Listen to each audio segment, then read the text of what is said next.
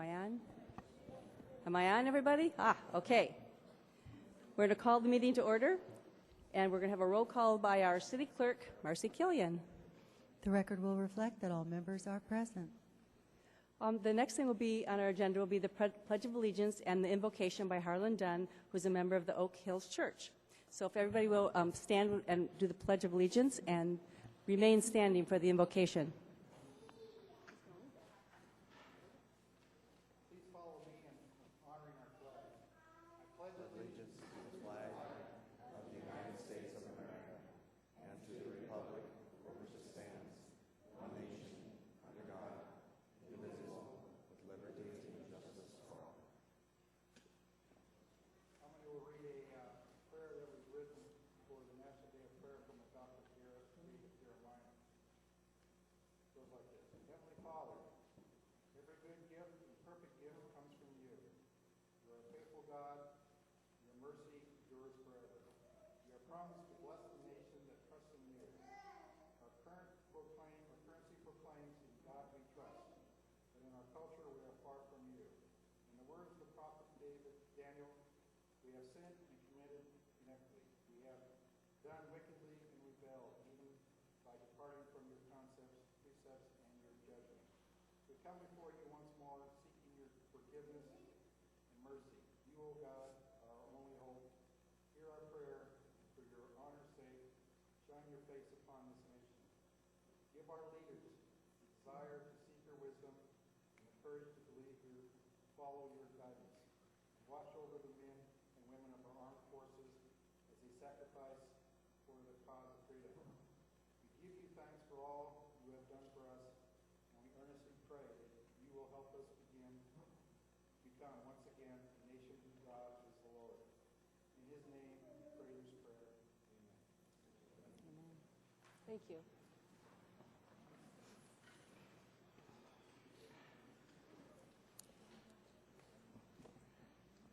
I'd like to just welcome everyone tonight to our beautiful City Hall, and thanks for attending our meeting tonight. I'd like to have a approval of the agenda by City Manager Johnson. Oh, I have to do the Brown Act notice. There's a Brown Act notice. In accordance with the Brown Act, I'd like to announce that as a result of convening simultaneous meetings, the members of the Buena Sanitation District will receive compensation of $147.75 for the district meeting pursuant to the Buena Sanitation District Ordinance 2006-1. And so then we will do the approval of the agenda by City Manager Johnson. Any deletions or? No, Mayor, there's no changes to the agenda. No changes? Okay. Okay, there was a closed session, and I will turn that over to our City Attorney, Daryl Piper. Thank you, Mayor. The council did meet in closed session for the item listed on this evening's closed session agenda, CS1. No action was taken that is required to be reported at this time.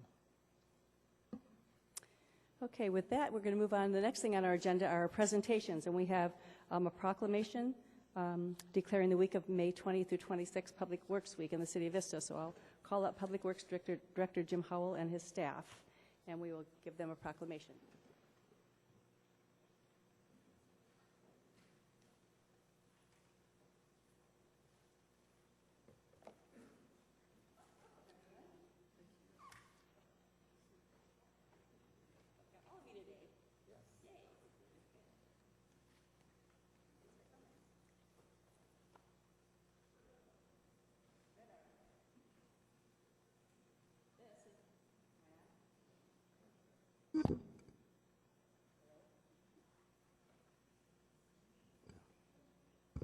Hello?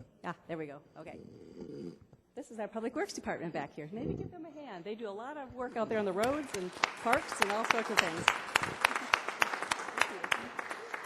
Okay, whereas the public works services provided in Vista are an integral part of our residents' everyday lives, whereas the support of an understanding and informed citizenry is vital to the efficient operation of public works systems and programs such as sewers, streets, and highways, public buildings, and solid waste collection, and whereas the health, safety, and comfort of Vista greatly depends on these services and facilities. The quality and effectiveness of these facilities, as well as their planning, design, and construction, is dependent on the efforts and skill of public works officials. The efficiency of the qualified and dedicated personnel who staff public works departments is materially influenced by the people's attitude and understanding of the importance of the work they perform.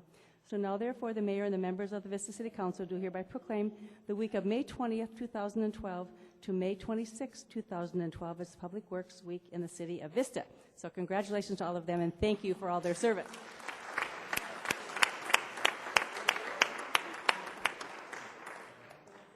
Okay, nothing to say? Well, okay, then I guess no photo opportunity today. I don't see any photographer, so thank you all. Thanks for coming.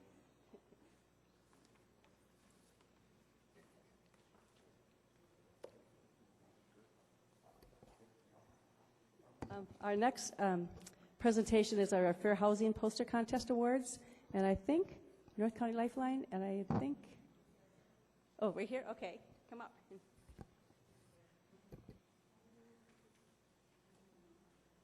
I can read them? Do you want me to read their names?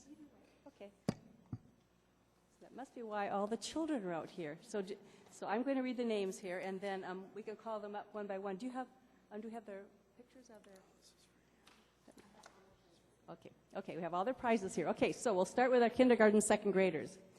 First is Daniel in the second grade at Foothill Oak. I don't have his last name. Is Daniel here? Maybe they all aren't here, but if you are, I'll just read everyone's name anyway. Second prize is Maya in kindergarten, Foothill Oak AM/PM. Is Maya? Is it Mia? Mia. Oh, sorry, Mia. Come up here. Congratulations to you.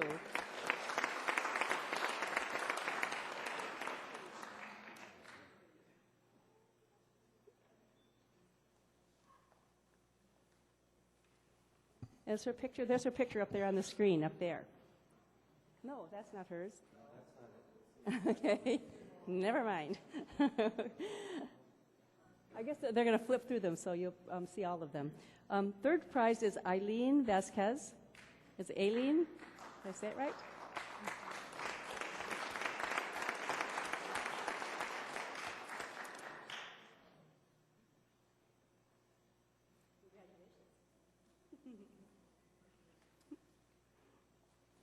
An honorable mention is Mia G., first grade, Foothill Oak, AM/PM.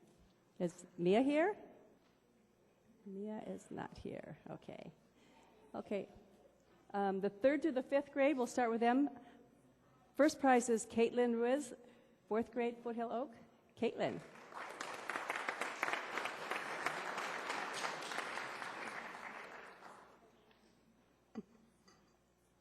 Second is Cesar M., fourth grade, Foothill Oak, AM/PM. Cesar here? Don't see him. Okay, third prize is Selma Mendez, fifth grade, Foothill Oak. Is Selma here?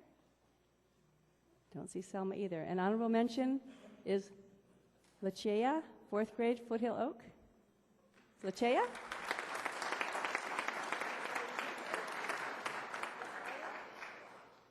It's Lakaya. Congratulations, Lakaya. The sixth through the eighth graders on first prize is Jamie Bunt, seventh grade, Vista Magnet Middle School.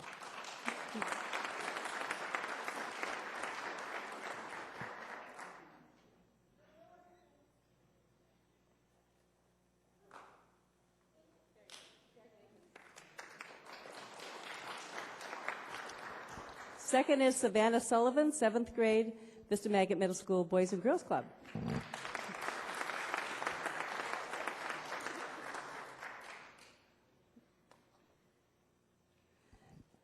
Third is Dakota Sessler, eighth grade, Boys and Girls Club. Sixth grade.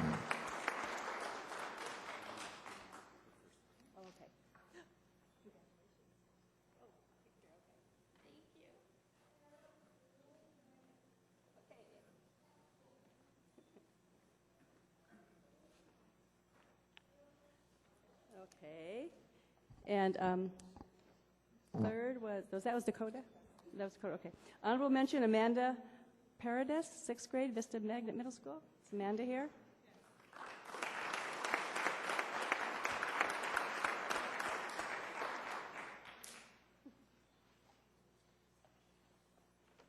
I think they said that Daniel's here. Is Daniel here? Come up, Daniel. Daniel, second grade Foothill Oak. He's in the kindergarten through second grade. First prize. Daniel, second grade Foothill Oak.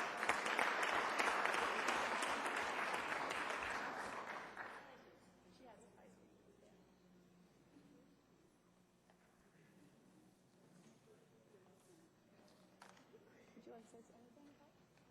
Debbie, here, here, Debbie. Well, good evening, Ms. Mayor, council members, and community friends, and especially the kids who won. Congratulations again. This is our favorite time of the year.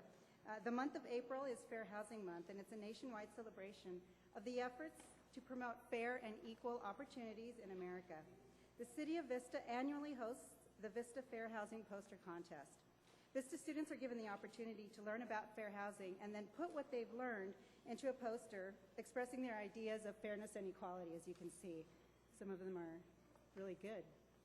Well, they're all really good because they all won the prizes. Let's all give them a hand for the job that they've done. Thank you again. And just additionally, a quick note, we want to thank the Wave Water Park for their generous donations, and of course the City of Vista for providing the gift bags and the supplies. We appreciate it. And then thank you to Kathy Valdez, Community Outreach Programs Manager and the Assistant City Clerk, for her enthusiastic help and her support with making the event come together. So thank you very much. Thank you.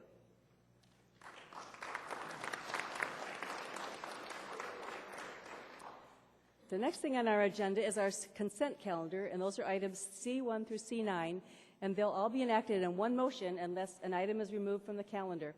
Any member of the public can remove any item by submitting a request to speak a card to the city clerk or the secretary. Items removed from the consent calendar will be considered immediately following the adoption of the calendar. So I have requests for C7 and C8 by the public to be pulled, and the council. Councilman Gronke? 9, please. And C9 and C9. C9.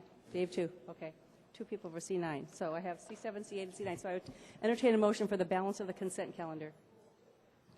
I'll make a motion for the balance of the consent calendar. Okay, I have a motion and a second. It was Frank. Please cast your votes. Councilmember Lopez, will you push your vote, please? It didn't take. That's okay. Got it.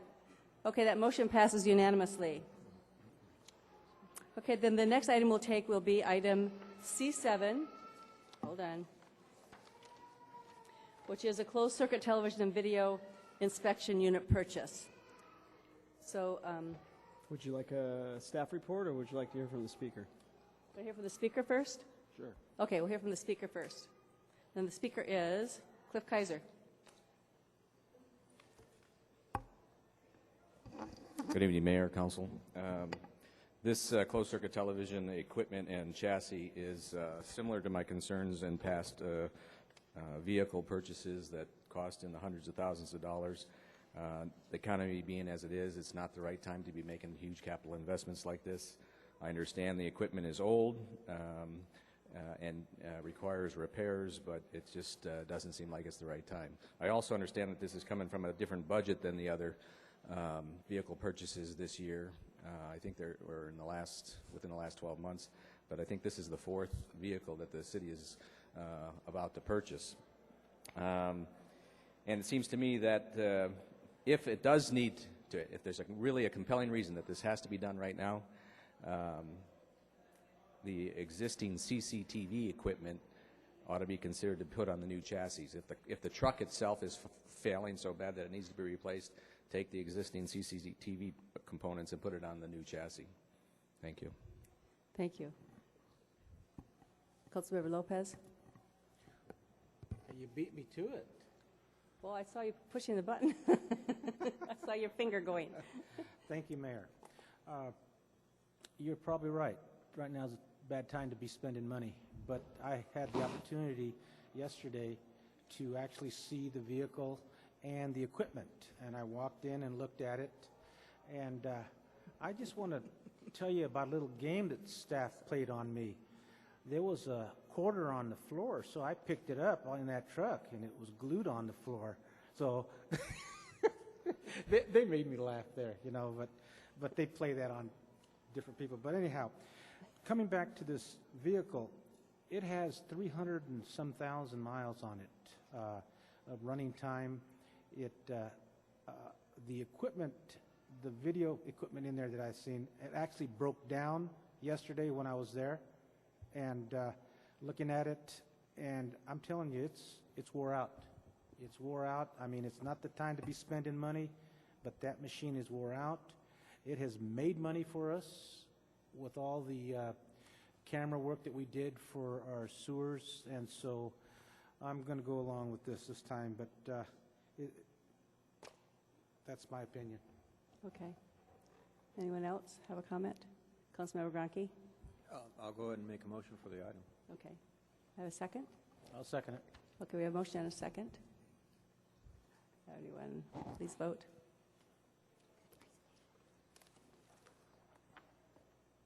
That motion passes unanimously. The next item we'll consider is C8, which are the Recreation and Community Services Special Event Fees. You want to hear the speaker first? Sure. Okay, Cliff Kaiser. Good to see you again.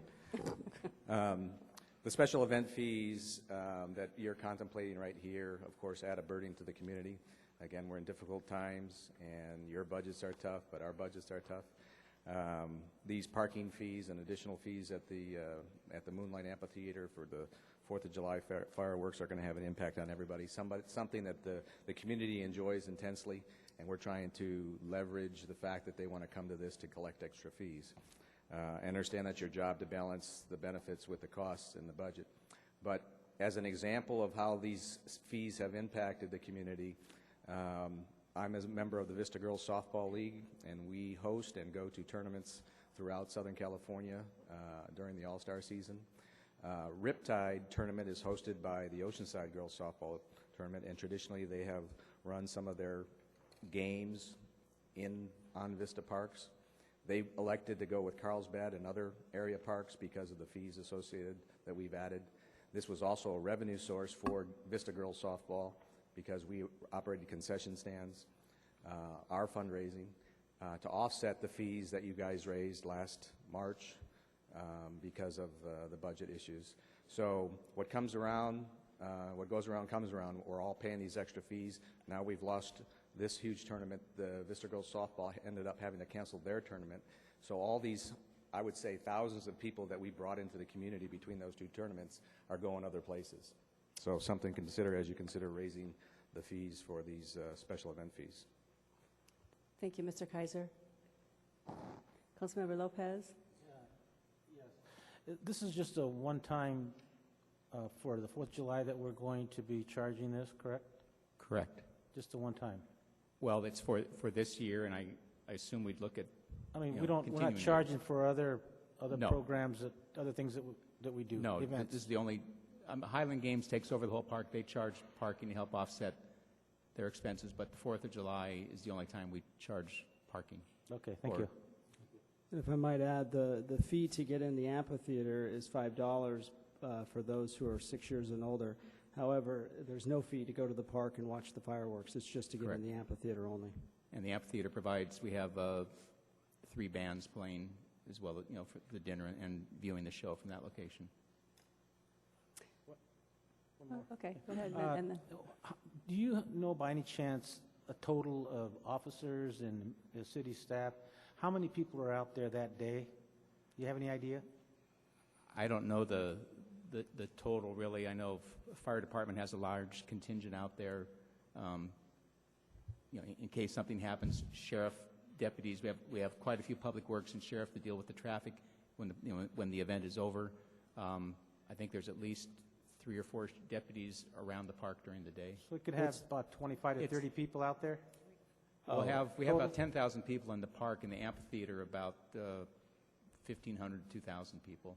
Yeah, so it's a very busy day. With Public Works, Public Safety, we probably have more than 40 people on site. More than 40 people? Yeah. Community Services and Public Works and Public Safety. Total expenses for the day itself are over $102,000, and we're able to offset with corporate sponsors and donations, and then with these fees, we'd be able to, we estimate recovering about 65% of that cost. 65%?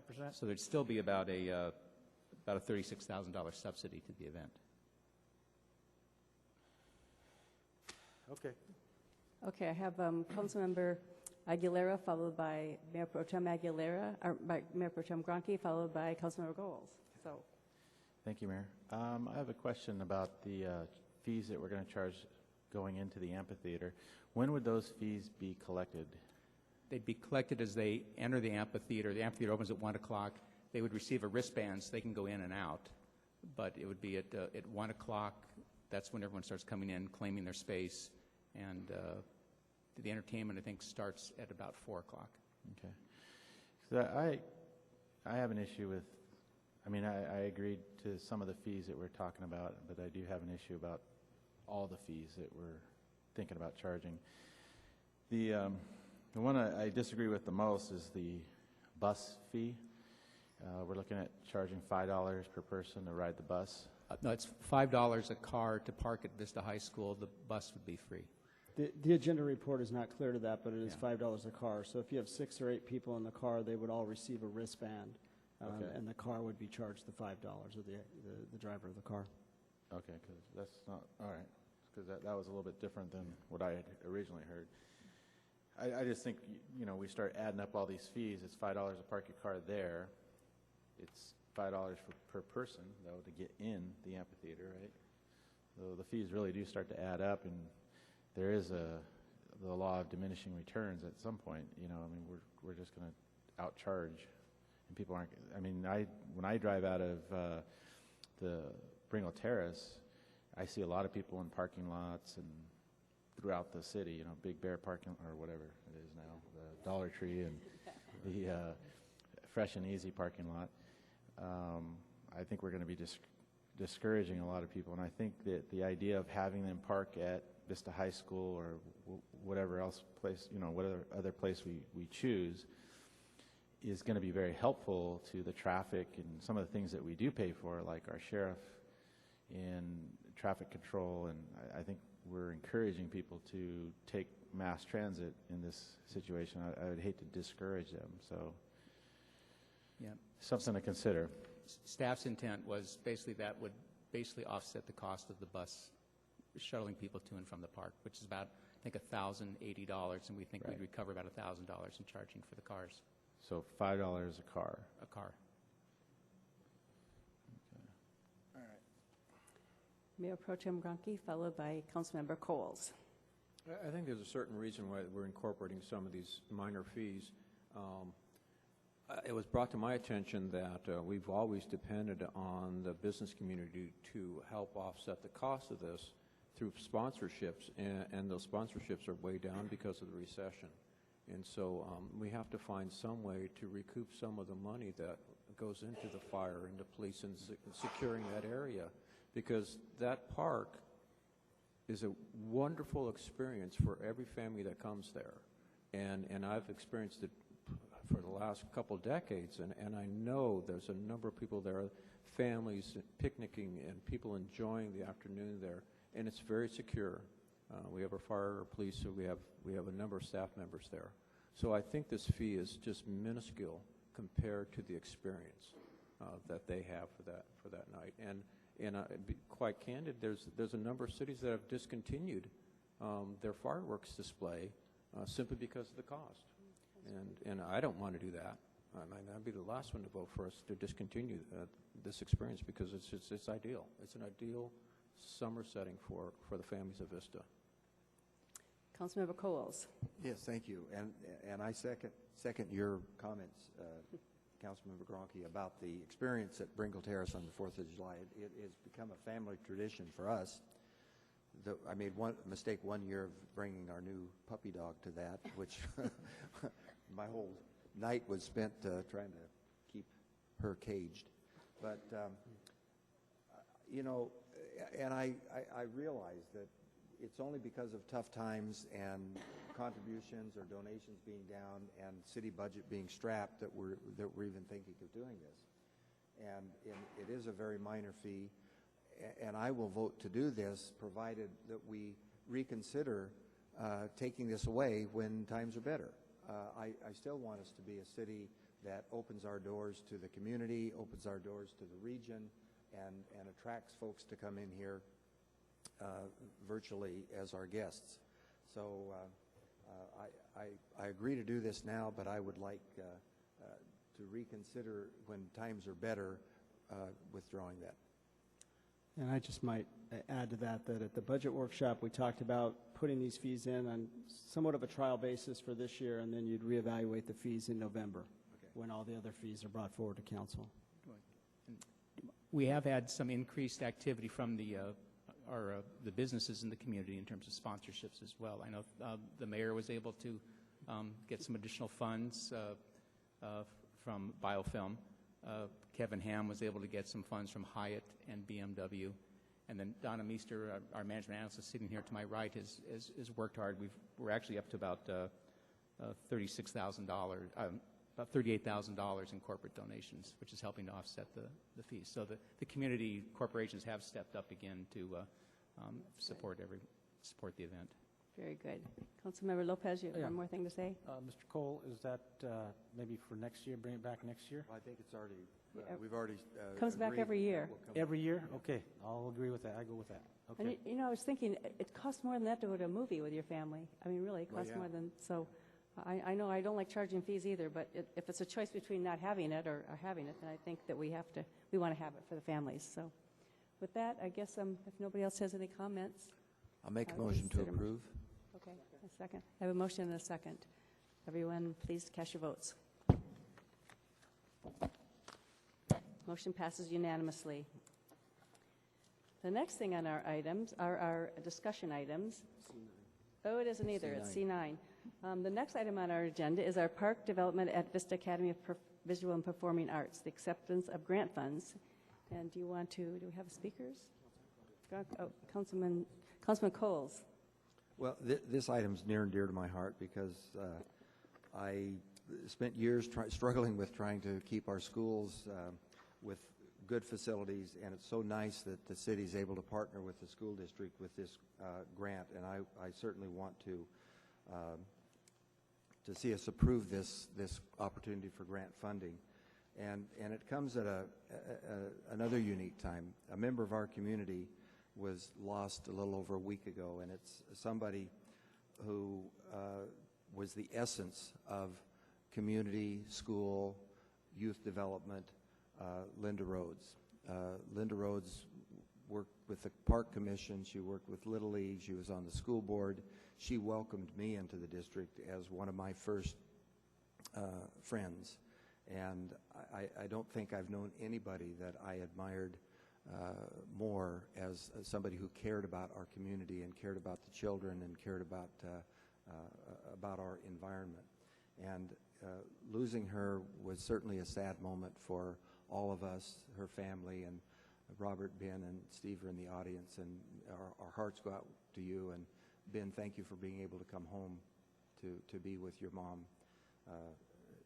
Mayor Ritter and I were able to be with her in those last few days, and she was so vibrant and laughing and alive, and we got to reminisce about so much, and it was truly a sad time for us. And I think it would be fitting and appropriate that we named that new facility after Linda Rhodes, and I'm not sure the procedures, I don't know the logistics of doing that, but I would like the staff to work with the city and the school district officials to make sure that we somehow get this done. And with that, thank you. First I have Mayor Pro Tem Gronke, and then followed by Councilmember Lopez. I remember when this was first proposed, and working with the school district at that time, and it was just an ideal location for this to happen because the fields were just getting beat up and so forth from excessive use. So I know Bill's been working with them for quite a while and getting this into fruition. So I think it's a great idea. It's a great opportunity, and I think your suggestion of having Linda Rhodes is honored in this way, I think is very appropriate. I've known Linda since she's been on the board, and things were sane back in the school district. And just knowing her from Kiwanis and just knowing from all the different activities she's done and the way she's helped out this community, I think it's really appropriate that we do honor her in this way. Councilmember Lopez. I can't remember how far back I know Linda, and she was a great lady. She actually was my treasurer in my campaign, and often she would come to my restaurant. She'd have her hair done down there at Mr. Tapia's, and then come on over for some lunch at my place, and we'd sit down and talk about politics and what's going on in the community. And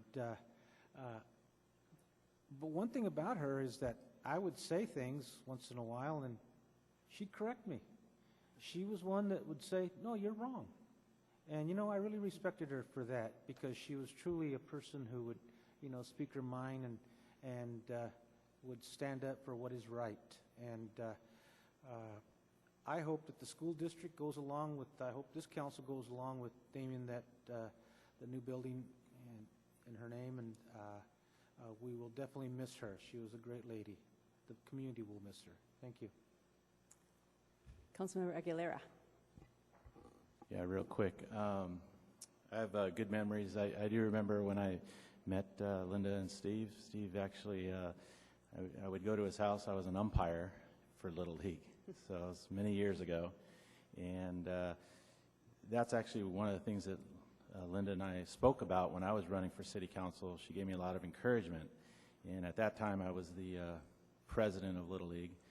And I was just talking about not being sure if city council was going to be the right thing, how tough it was going to be. And she told me, "Well, you've been president of Little League." She says, "City council will be nothing compared to doing that."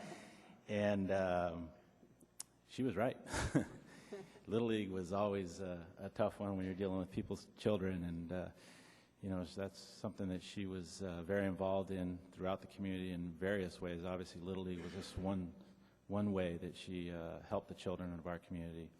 So she's definitely going to be missed, and but definitely not forgotten. I know that the mayor and I had an opportunity, along with the city manager, Patrick Johnson, to meet with Vista Unified, and it's something that they brought up already, and they're moving forward with that. So all I can say is that the community needs to emphasize that that's their desire with the school district, and hopefully they can move forward with that. So I'm sure everybody, it sounds like everybody here is in support of that. So thank you. I'd just like to acknowledge the Rhodes family back here, Steve and Robert and Ben, and just tell you how much Linda meant to me also. And I swear when I was on Kiwanis, she served as president on 2 different occasions in that organization. And she also was on the board of trustees for the community clinic, and she served on our Parks and Rec Commission. And so she just has done so much for this community. So I will truly miss her. She was a great gal. But I support all of that. I don't know if do we need a motion to do that? Do we need a motion to do that? No. No, I think you've given us direction, and we can prepare a letter to the school district to show your support for the renaming of the facility. Okay. Well, we do need a motion for this item, right? Yeah. Yes, we need a motion for item 9. I'll move to approve. Did any of the Rhodes, did any of you want to say anything at all out there? Anybody want to talk? I didn't ask that. Robert? Before we vote.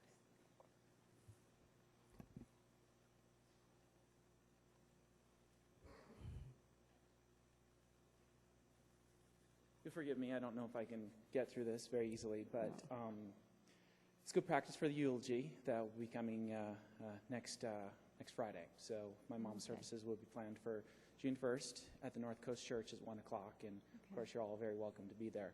One of the great things about my mom was that it wasn't about her. It was always about everybody else in the community. And I think that is very evident with how she approached everybody, and her service through the school board, the Parks and Recreation Commission, the Vista Community Clinic, North County Lifeline, Kiwanis. I can continue to go on, but I choose not to. One of the things that was originally suggested when we named the facility after my mom, I got the opportunity to actually mention it to her when it was brought up. And I said, well, Mom, they're talking about naming the new facility at VAPA for you. And her first response, and again, this is who my mom was why? Like, she didn't get it. She didn't understand the impact that she had in this community. And with the renaming of this facility, I definitely hope that she will have that lasting legacy, something that she, that's her. And that's something that everybody will continue to go and have the opportunity to say that this is who Linda was for the community and for the kids. So thank you very much. Thanks, Robert. Okay, everyone, please cast your votes.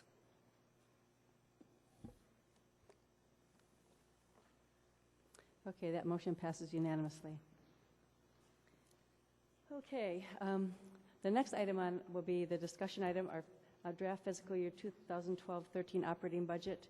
And I will turn that over to Patrick Johnson, our city manager. Thank you, Mayor. The purpose of this discussion item is to review the operating budget and receive direction from the City Council prior to presenting the final budget to you, which we're expecting to bring forward on June 12th.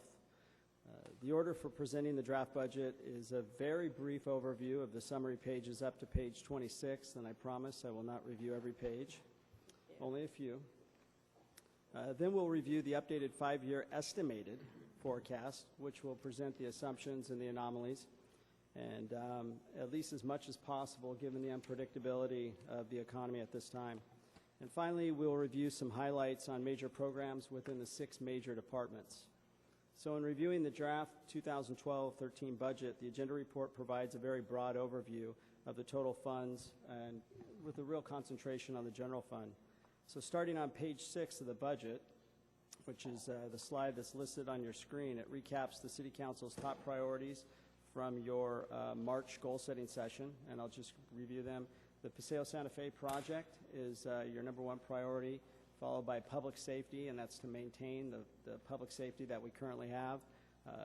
The third priority is business retention, recruitment, and expansion, and to provide a program to better retain and recruit and find businesses that want to come to the city that are sales tax producers or have employed large numbers of employees. The next is to reduce the structural deficit, and we'll talk about that in this report, and then improve the roadways and the entryways to the city.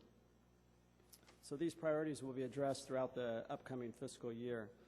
I should mention that given the continued uncertainty of the successor agency's ability, that's the redevelopment side, to retain or utilize redevelopment funds, the state's budget problems, and the overall economic outlook, the Paseo Santa Fe priority may evolve over time and may change depending on our funding status.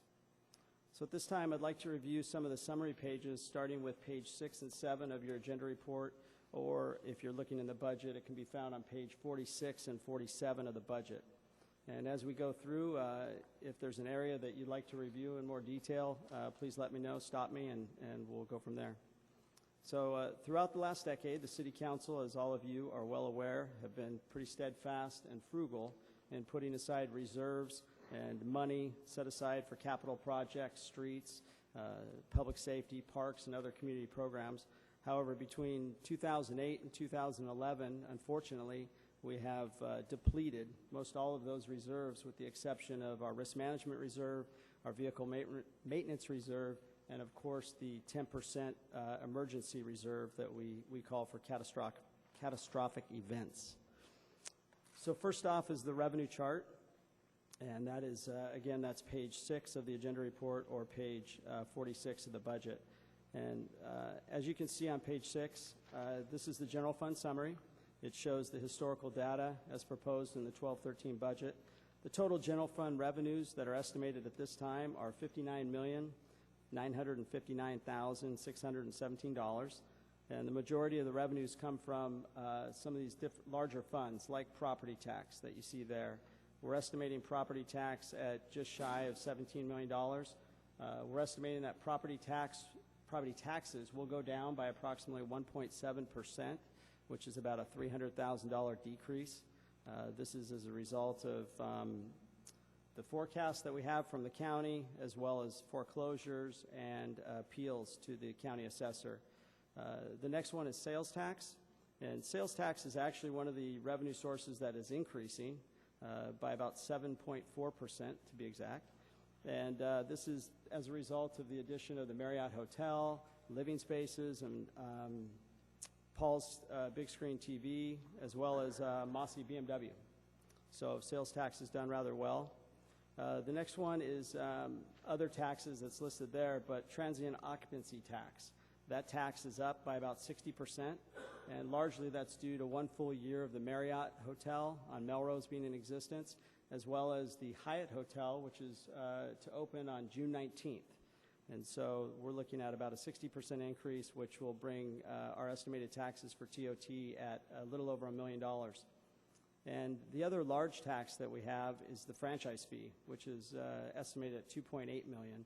And this is the franchise fees that we get from SDG&E, EDCO, as well as the cable providers. And this tax is relatively stable.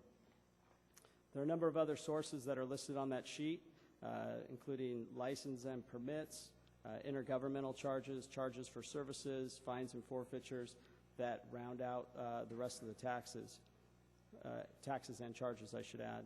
We also have some transfers of one-time money, and that's for the structural deficit reserve, or from the structural deficit reserve, I apologize, as well as the Proposition L sales tax. So all of these make up the $59 million that we'll receive in revenue. Is there any questions on revenues? Councilmember Gronke. Yeah, I've sat on this council for a number of years, and certainly through the last several years, it's been rather pessimistic. It appears that we can be somewhat optimistic if we can. I don't want to go too far with that statement, but with sales tax up, and I can only think that property tax is going to somehow stabilize somewhat.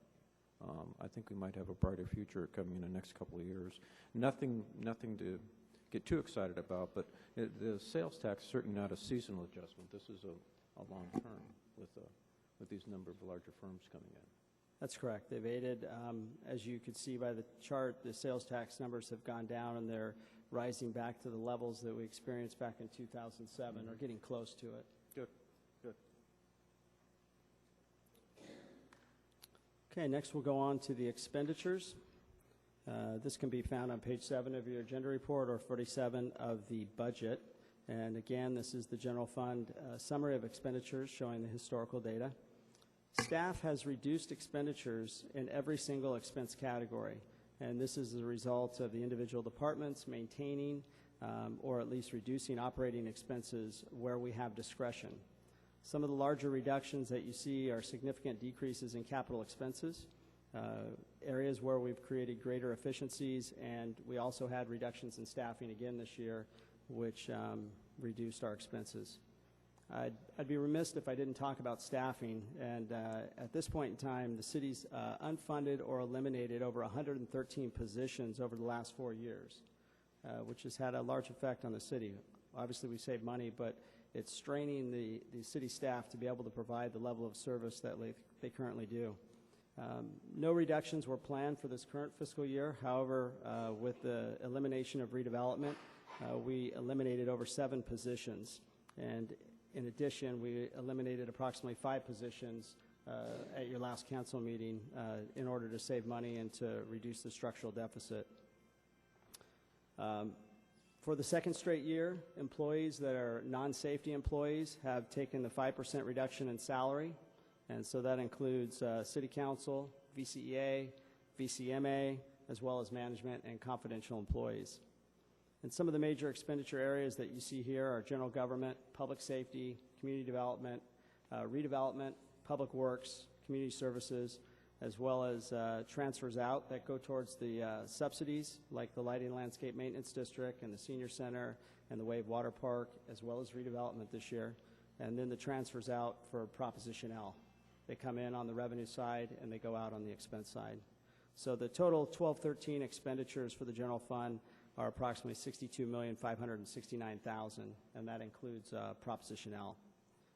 Over the past 4 years, staff has consistently, as I said, reduced expenditures, but there are a number of non-discretionary items that continually increase that erode our ability to reduce our expense budget. And these include law enforcement costs, pension costs, health care costs, and now redevelopment. Are there any questions on expenditures? Do you have Councilmember Gronke? Yeah, question. Then Not after that, questions, Frank. so much as statements. If we look at this, one of our major goals for this year was public safety, and as we look at this chart, we can see that a good portion of the monies that we receive goes towards that. Can you tell us something about crime within the city? Is it stabilized? Are we in good shape? Crime is actually, for the past 2 or 3 years, and the sheriff's captain's here if you'd like to make a statement, but crime has actually decreased in Vista. Okay. So that's been a positive. I think since 2008, 2009, it's continually decreased. We are seeing an uptick in some of the, I guess what we might call petty burglary type crime, break-ins and car break-ins, vehicle burglaries. That might be a result of the prisoner release program that's going on throughout the state. But overall, crime is down and has been down for the last 3 to 4 years. And then we can talk about fire, too. With the new fire stations, I would imagine the response times are down within the city, too. Response times are down. Even with the taking out the 4th ambulance, response times are still very good in Vista. Good, thank you. I mean, we spend so much money proportionally on those 2 areas, and they're so important to our city, so it's just good to hear that things, positive things are happening. Councilmember Lopez, followed by Councilmember Coles. Following up on, I'm sorry. Thank you. Thank you, Mayor. Crime is down, and that's good in our community because, you pay those taxes to have a safe city. But along with that, too, we made a commitment to you to work on the potholes in the roads in this community, and we've kept our commitment to that. And you can see all through the community that we have worked on those roads. I also want to thank our staff. They've worked very hard. Sometimes they work twice as hard as they should because we've had to cut back, and I appreciate that. One thing I hate doing is laying off staff. This bothers me tremendously. But I see that Mr. Johnson is watching this pretty close, and looks like we'll be able to balance our budget, and I'll be able to sleep a little bit better because I worry about things in the community, especially when the 5 of us are up here making the decisions for your well-being here in our community. And so thank you, staff, again, for doing a good job you're doing. Thank you, Patrick. Councilmember Coles. Yeah, just following up on the fire response record, do we keep track of, or is there a way to gauge year to year? Do we have more responses, less? Is it growing, declining, or stabilized in just the number of incidents responded to? I think the number of incidents for the 2011 year was pretty similar to 2010, but for the past 10 years, we've seen a growth in the number of responses. I think we're up to 10,675 responses per year, which is pretty significant for running out of 6 stations. Yep. Okay. Thank you. Okay. All right. Moving on. Any more? No more? Mayor Pro Tem Gronke, you have something else? I was looking at the revenue side, and I noticed that charges for service appears to be up a little bit, too. Is that just a reflection of activities in town, and we're getting an additional commercial activity going on? Yeah, permitting and different activities through community development are seeing a slight increase.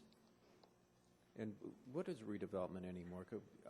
I think I asked you this question before. Why do we put redevelopment on the books anymore when there really isn't such a thing? Well, we talked about changing the name of redevelopment because technically, as of February 1st, redevelopment was dissolved. However, that's kind of commonly what we refer to as redevelopment efforts. There still are redevelopment efforts going on. We're continuing with Paseo Santa Fe. It's redevelopment and housing, and we've got housing efforts going on. We've just released or received comments back on our RFP, which was very successful. we have economic development efforts, we have CDBG efforts, so all of those go into what we would call redevelopment. Even though redevelopment went away statewide, we still have what we call redevelopment activities. We could call it the successor agency activities, but So we can say that even though redevelopment went away, we still have some opportunities for South Santa Fe for some improvements there, because that was really something we wanted to get going with. That's correct. We have a number of items that have, at this point in time, as far as we know, been approved by the Department of Finance to continue with and finish up. And one of those is the detention basin. Good.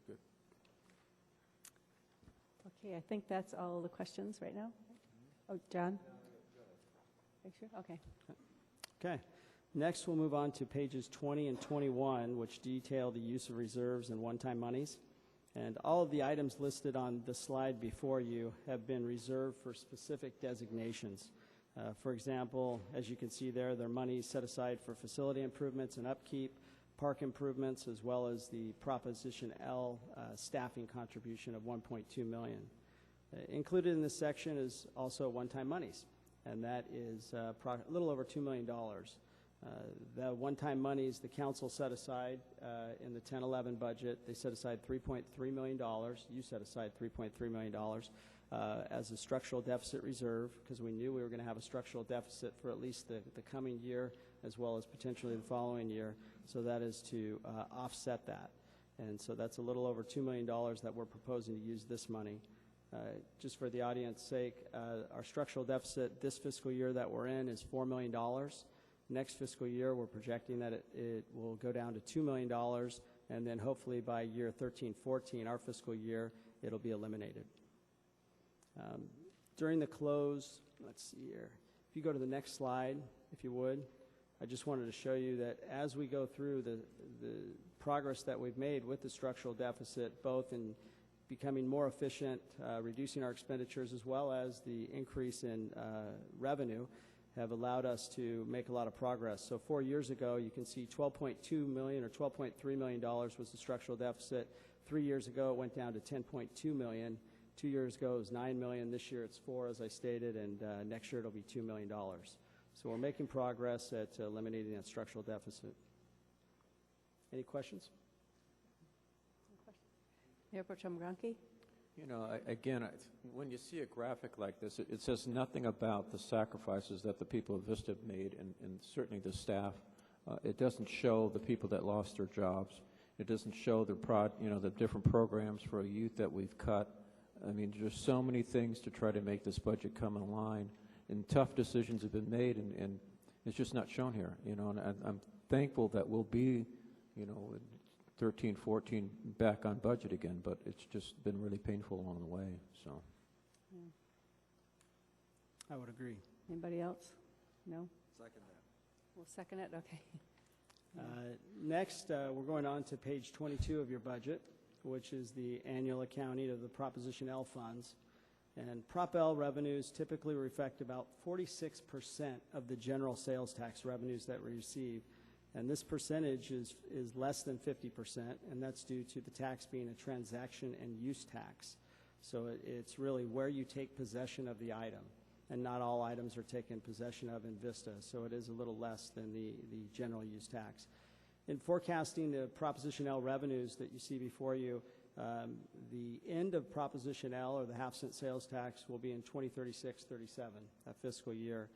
And staff has projected a conservative increase in taxes of 2.25% for our increase to revenues.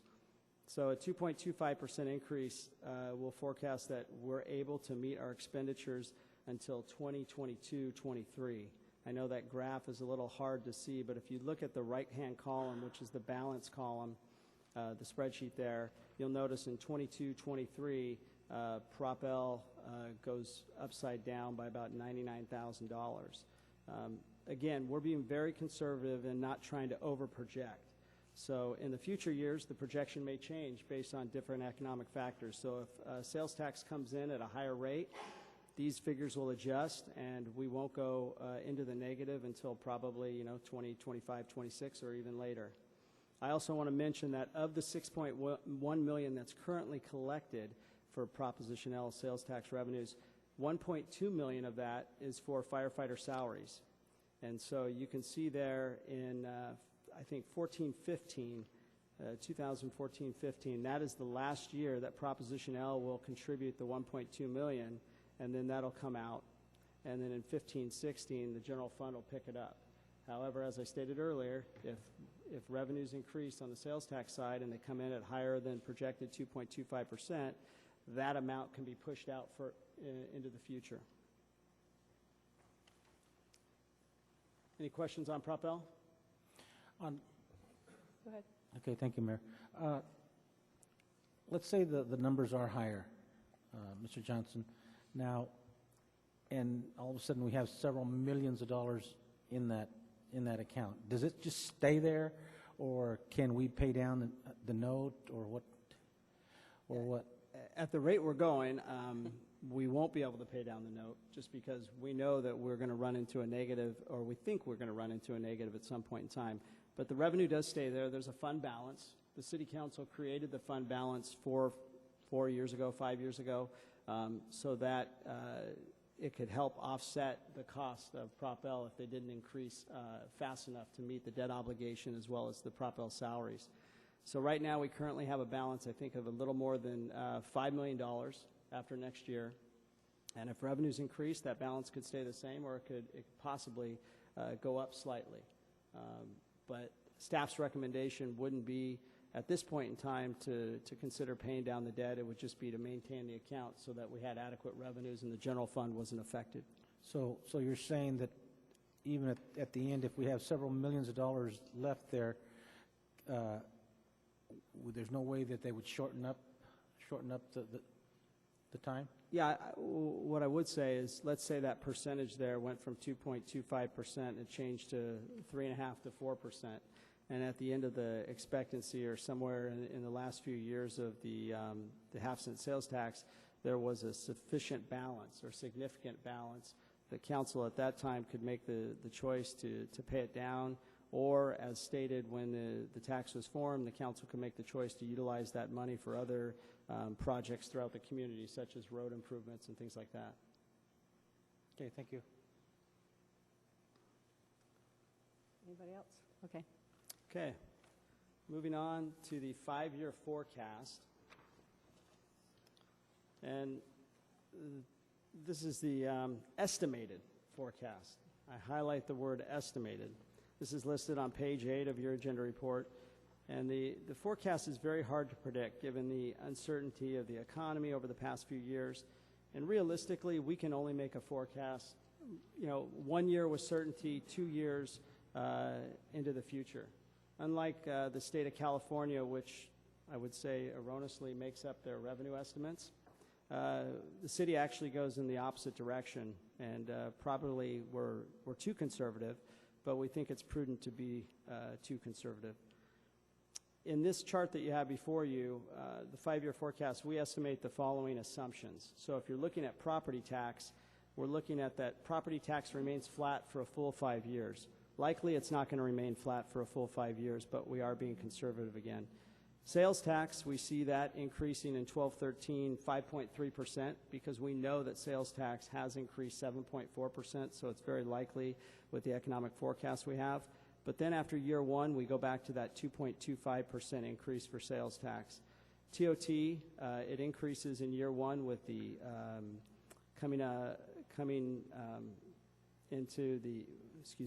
with the Hyatt coming into play, and then in years 2 through 5, the TOT increases at a rate of 3%. And franchise fees increase in year 1, and then they remain flat going out into years 2 through 5. And then other revenues increase by about 1% per year. And then on the expenditure side, we estimate that in the general government and some of the other departments, we estimate that there'll be increases, and that's a result of the furlough going away. So we've gone through the furlough, or the reduction in hours, for the last 2 years, or coming up will be the second year. And we estimate in 13-14 that the furlough will go away. So you do see some increases there in general government, community development, public works, and community services. And public safety increases as well, and that's a result of the law enforcement contract we have with the county. The law enforcement contract, I wouldn't propose changing it. We get a great bang for our buck, so to speak, with contracting out with the Sheriff's Department, which is our police department. But there are increases that we're going to experience each year. And there's also other increases like PERS rates and group insurance are also factored in. So we have expense increases, and we have very conservative or modest revenue increases.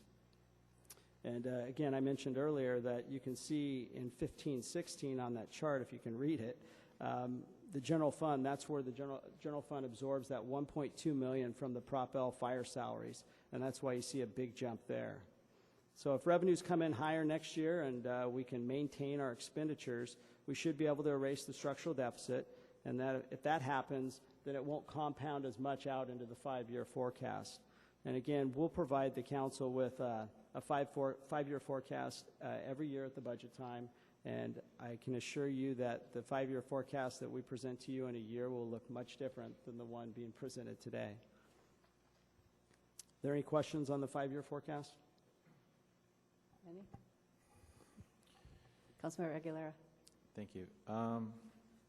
Just, I guess, a question about, you mentioned about eliminating the furlough, and that's creating some of the deficit that we're looking at in the future. Is it smart to really just to put that on there 5 years out if we know we're going to be at a deficit? I mean, shouldn't we try to? Well, we eliminated. Well, we began the furlough this current fiscal year. We've extended it one more year through negotiations with the bargaining groups as well as management and confidential employees. We've only obligated ourselves to the furlough for this next fiscal year. If we want to be competitive in the marketplace, I think it's prudent to, if we can afford to eliminate the furlough or the reduction in hours. Again, if you look at the projection for 13-14, while there is a deficit listed on this 5-year forecast, again, we're very conservative in our revenues. We're potentially increasing the expense side of it. And so our goal is to eliminate the general fund subsidy.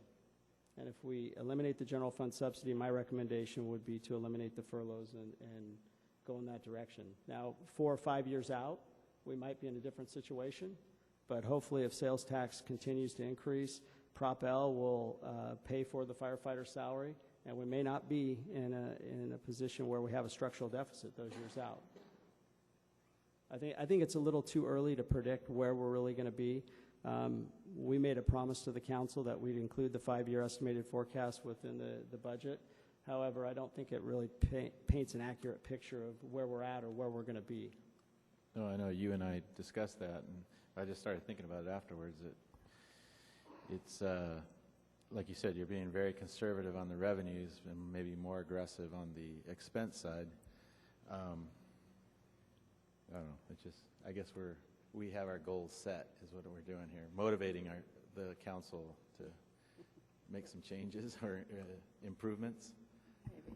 Well, and there may very well, it's indicative that on the expense side, we know that there's going to be public safety increases in the future with the law enforcement contract, and we may need to look at levels of service in the future. But for the forecasting next year and the following year, I don't think that'll be necessary.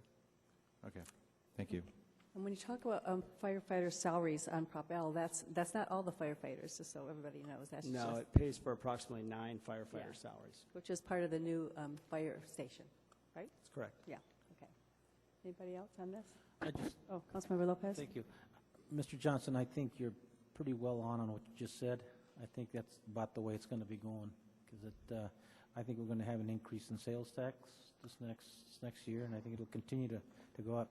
I've seen a lot of companies, construction companies, going back to work, and when they're going back to work, that means there's more dollars to be spent, and so on the goods that they would like. So, but one thing is that we did ever since I came on board is that we had these programs, Shop Vista programs, and when you look at this is for the community.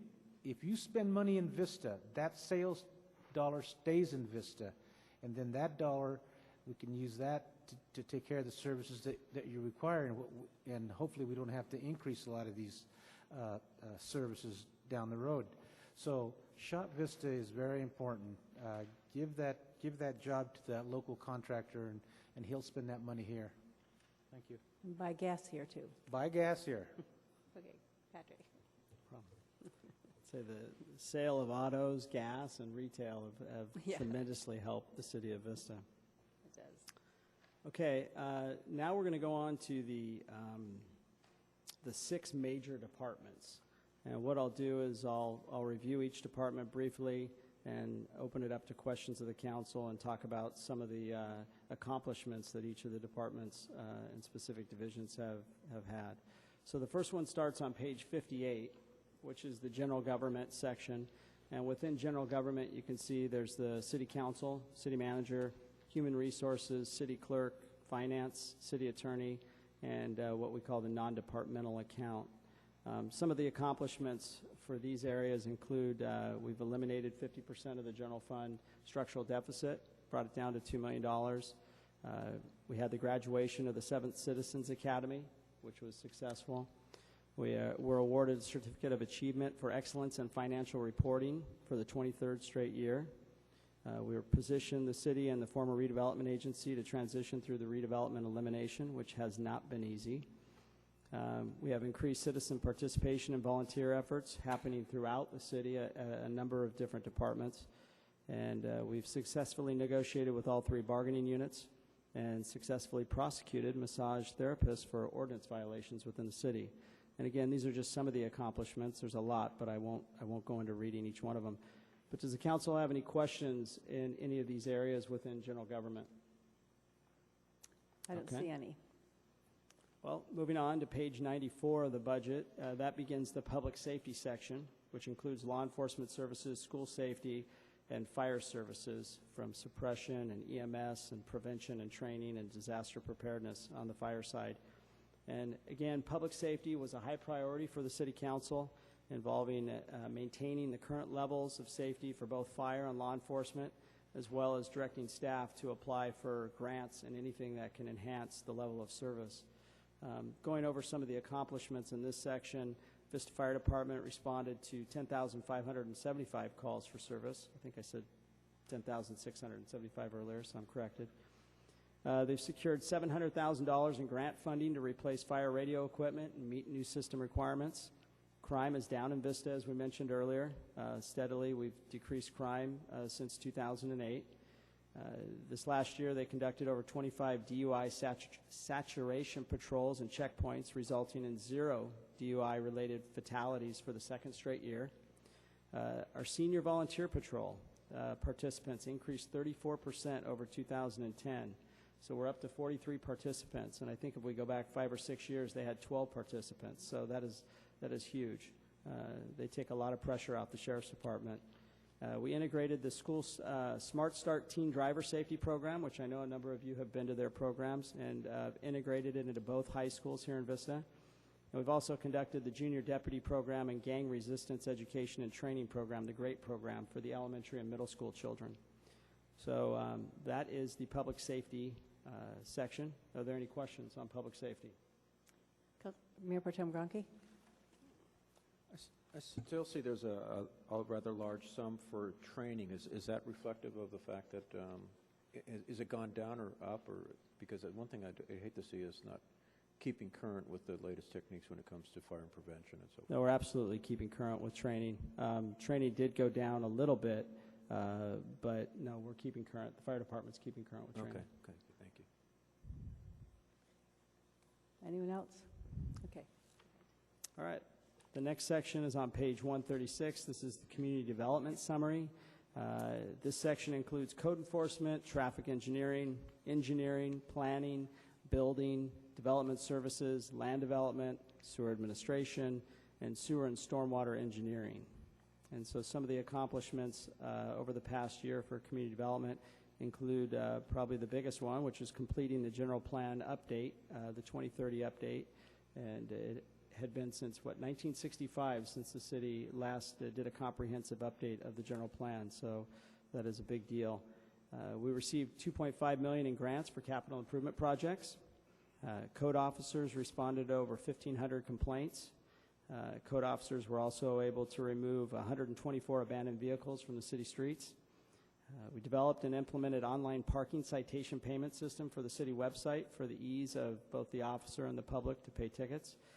We've obtained $250,000 in grant funding to resurface streets, which is one of the priorities of the council. And we improved coordinated traffic signal timing along East Vista Way, Vista Village Drive, and Civic Center Drive. Are there any questions for community development? Councilmember Aguilar, Aguilera. yeah. Sorry. Thank you. So code enforcement is part of this section? Yeah. So I look at page 139. I'm looking for revenues. Where would I find that? You're looking for revenues for code enforcement? Yeah. If you look on, let's see.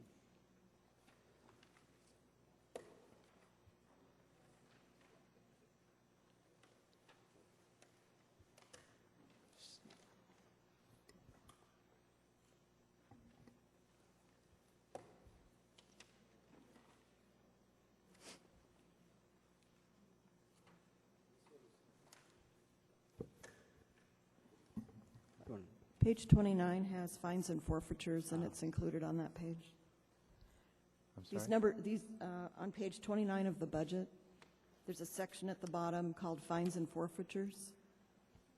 That's where you see parking fines, handicap collection fines, administrative citations, towed vehicle payments, Humane Society citations. Most of that first section there, false alarm fines, parking fines, are all code enforcement once you get to DUI cost recovery. And on the next page, you'll see false alarm fines. That's also a code enforcement revenue. So Are you looking for a specific? No, yeah, I just kind of like to get an idea, because I noticed that on several of these, the revenues are just blocked out. I just want to know where to find that. Parking fines is the largest code Yeah, I see enforcement that. revenue source, as well as admin sites and then false alarm fines. Right, and I think the one that I get approached on, I should say, most on is the parking fines by my neighbors. So I was just curious how much we actually bring in on that area. Yeah, we bring in, we're estimating $420,000 will be generated for parking fines, and typically a large part of this is street sweeping fines throughout Right. the city to maintain our stormwater system. I've had one of those myself. Okay, thank you. Sure. Any other questions on community development? Okay, moving on. The next section is on page 192 of the budget, and that is the redevelopment section. This includes economic development, redevelopment, CDBG, and housing programs. And economic development, as I mentioned earlier, was listed as a high priority. City Council wants to increase our involvement for business retention, recruitment, and expansion. And the Economic Development Department is continuing to recruit businesses into the business park and throughout downtown and the city. We have an aggressive program with what we call Vista Cares, where the mayor and city staff go out to businesses and find out how well the businesses feel they're being treated, how they like being in Vista, do they need to expand, do they need to shrink in size, and do they need assistance from the city to do that. And so it's been very successful going out to these businesses and learning about all the different businesses that we have throughout the city and the business park. In light of the loss of redevelopment funding, significant reductions have been made to redevelopment and housing. We pared the budgets down tremendously. As I mentioned earlier, this included 7 staff members from redevelopment that we've eliminated their positions. And at this point in time, with the loss of redevelopment, there will be an ongoing impact to the general fund of approximately $1 million. And so while we've made headway with that structural deficit and got it down to $2 million, if redevelopment hadn't gone away, that structural deficit would have only been $1 million. Another priority for the council, in addition to economic development, and I mentioned it earlier, was the Paseo Santa Fe project. And this is the highest priority for the city council.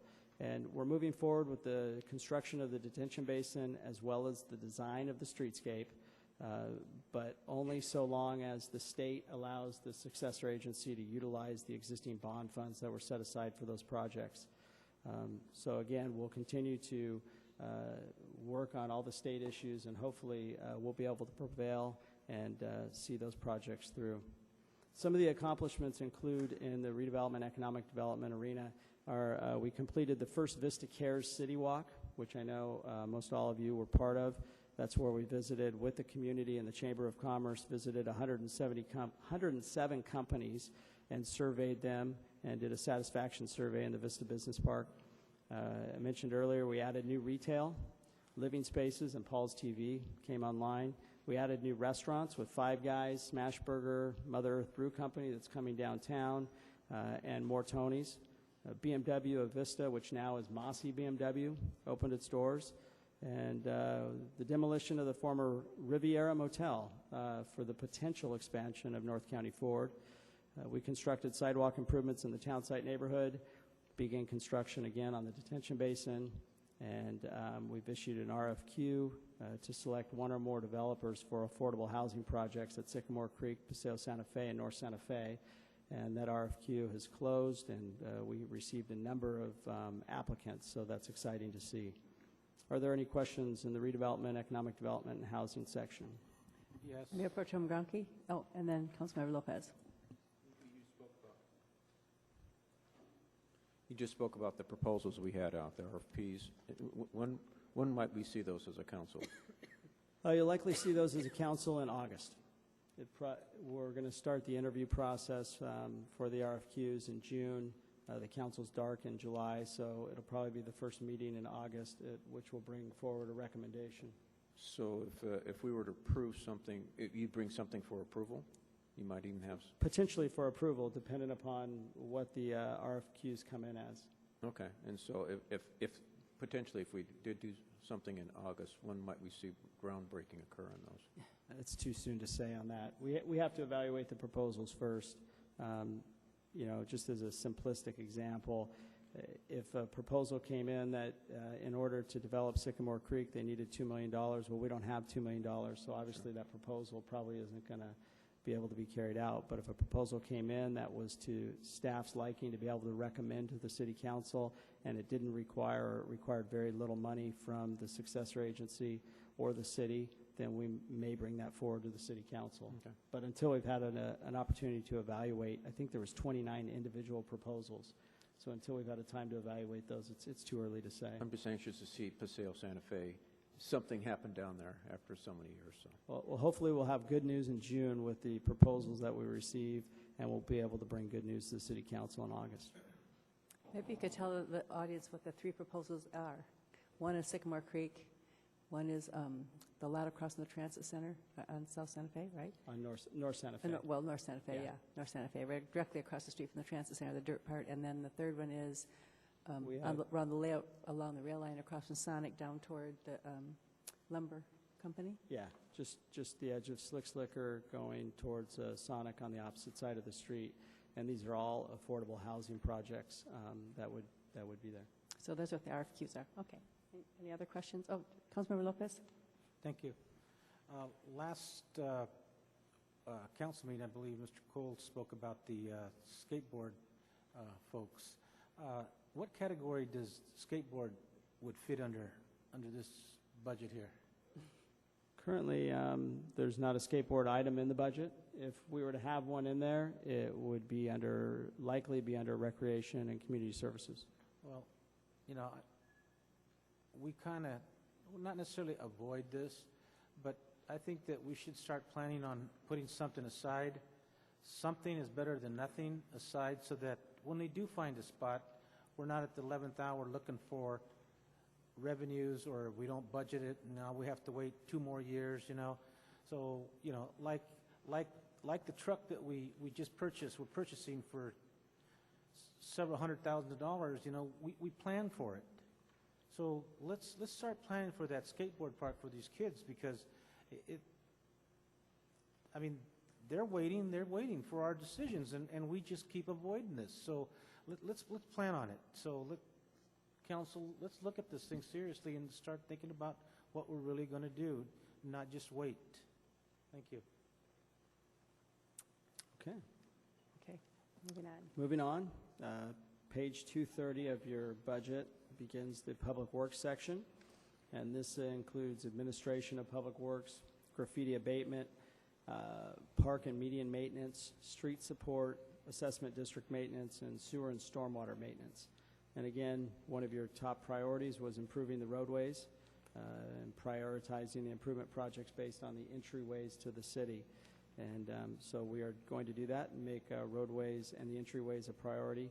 We're limited in our funds, obviously, for what we spend on roadways, but I think over the last 3 years, we've done a very good job of trying to improve roadways within the city of Vista. Melrose was completed 2 years ago. We're doing Emerald and Beaubier and Sycamore and the Business Park and other areas throughout the city. And then next year, we have a number of other streets that are slated to be improved. Some of the accomplishments in Public Works, and I'll just list a few. We removed over 112,000 square feet of graffiti throughout the city. We have graffiti personnel now that are working Monday through Friday. Before it was Monday through Thursday, and we saw an increase of graffiti on Thursday nights in particular. So we've moved that graffiti maintenance worker to Friday. We have 2 of them, so stagger schedules so we can cover the city. We performed almost 78,000 square feet of asphalt repairs within the city, filled over 7,500 potholes, cleaned 248 miles of sewer lines. We've reduced water consumption by 30% in the city parks and in the right-of-way. And we replaced last year over 600 high-pressure sodium lights with LED lights, which through savings in energy costs have gone a long way to the Lighting and Landscape Maintenance District, which is in under the purview of Public Works. Are there any questions regarding Public Works? John? Councilmember Aguilera. Yes, just a comment, actually. Just like to show my appreciation to Public Works in this area, because I'm probably one of the ones that bugs you guys the most about graffiti. But I think the city's making a great effort in extinguishing it. It's a ever occurring problem in our city, but you guys make great effort in getting rid of it as quickly as possible. And I really do appreciate that, and I know the community appreciates it, and they've noticed it. In addition to that, I'd like to recognize that we are getting those roads fixed, and many community members have come up to me and shown their appreciation that we are fixing those roads. Of course, that always leads to more, more complaints, but I think we're doing a pretty good job in that area, so thanks again. Mayor Pro Tem Gronke, followed by Councilmember Coles. I'd just like to agree with Mr. Aguilera on that. They are doing an excellent job. The other question I have deals with the parks. I know I've driven by Bringle Terrace Park, and I've seen it rather yellow. Are we keeping up on it enough that that grass will just not go away? Yeah, we're keeping up. It's not dying, it's changing colors, but what we've done is we've focused our area on the core areas of the park to maintain, to fertilize and keep green, and some of the passive areas, and Bringle Terrace Park is a huge area. Yes, it is. So some of the areas we've let yellow a little bit, but the grass is not dead in those areas. Okay, well, thank you. Councilmember Coles. I just was impressed with the way you were able to reel off how many potholes and how many miles of this and that. Staff, you give good reports so that we can respond back if ever asked, what are you doing with our money? We can actually give them a list and tell them some pretty significant things. So thanks for the comprehensive analysis.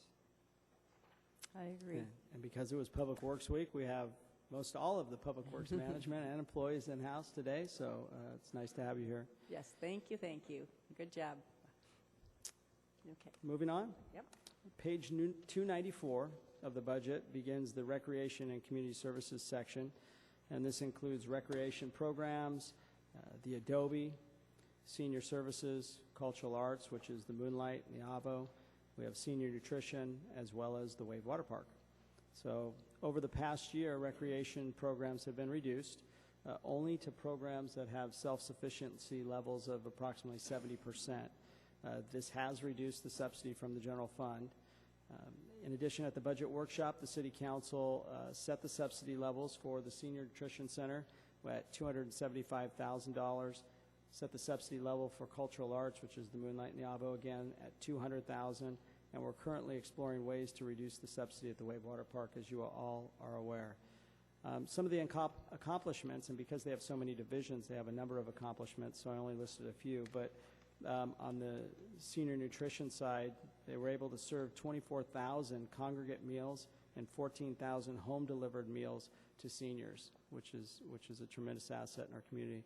They distributed 1,200 emergency food boxes to low-income seniors via their partnership with Angels Depot. We had volunteers. You have a number of volunteers in Recreation and Community Services donated 15,000 hours to the Senior Center, and this is an estimated savings to the general fund of $330,000 of the work they do. The Out and About Transportation provided 6,647 shuttle trips and 2,479 low-income seniors for grocery shopping, medical appointments, and errands to take them out into the community. And the volunteer Out and About drivers provided 2,962 trips to seniors. We average 11 volunteer drivers per day. So we have a tremendous volunteer support network in the community. We had summer day camp registration increased by 42%. Facility rentals increased by 50%. And we were awarded, as you discussed earlier on C9, the $4.9 million for the Prop 84 grant for the Academy of Visual and Performing Arts campus. And the Wave Water Park received the International Platinum Safety Award and the Golden Guardian Award. And we saw, and we're coming up on I think that'll be the 5th installation of the Kites Over Vista. That'll be coming up, but we successfully had the 4th Kites Over Vista. Also had a kite that was donated for the library that's out in front by the parking lot. And the Rancho Buena Vista Adobe had over 8,000 youth that participated in Adobe Days. So is there any questions in Recreation and Community Services? Yes. Okay, I have on here, are these the ones you pushed here from last time? Oh, I have Councilmember Aguilera followed by Mayor Pro Tem Gronke. So one of the big discussions we had in the fall last year was the athletic field charges and raising of fees and all the different recreation programs that we have, and of course some of the unfortunate elimination of some programs.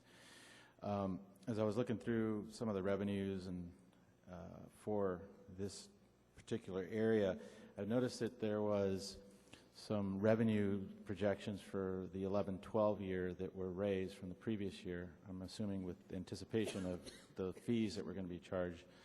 But then I noticed for 12-13 that those same revenues have been decreased, some substantially. And I would just like to know where we stand with that, and if we think that we're chasing away some potential revenue, and are we overcharging? Is that why we're not getting what we expected? Or just, I guess, a general update at this point, because I know it's going to come up again, and this is something that we wanted to look at annually. There's a few areas where revenues we're projecting a decrease, and I think adult sports is one of them. I might have Mr. Bill Fortmuller come up. Do you have a specific revenue that you noticed that decreased that we can respond to, or? Well, let's talk about like the adult softball. We had 48,000 actual in 2010-11. What we expected in 11-12 was 70,000, and now we're proposing 55,000. Is that being conservative? We're being conservative, or actually taking a more realistic look based on our enrollment this past year. I don't know if it's the economy, the added cost to the activities is driving some people away, but I think it's a more realistic projection of what we expect the enrollment to be. So do we feel like we're going to finish, sorry about that, we're going to finish substantially lower than 70,000, or are we going to? Well, the costs go down. If we don't have the number of players, the revenue coming in, our costs are going to be pared down accordingly as well. But the budget you see here, the $70,000, is actually an increase, and that's as of the third quarter report, which is May 8th. So we're taking in considerable amount more revenue than we did over the actuals for 10-11. I think for 12-13, we're just being conservative in our estimate because we can't predict who's going to sign up for softball in the following year. But I don't think, correct me if I'm wrong, Mr. Fortmuller, I don't think we saw a decrease in the number of participants specifically in adult softball. A slight decrease, but not significant. Okay. Okay. Then I'm trying to take a look here. It's just breaks down to sports athletics. There's one for 56,768, and then it's down to 27,140 for this year. I'm not sure. And that's the PKFRT. PKF PW. That's Public Works. That's right.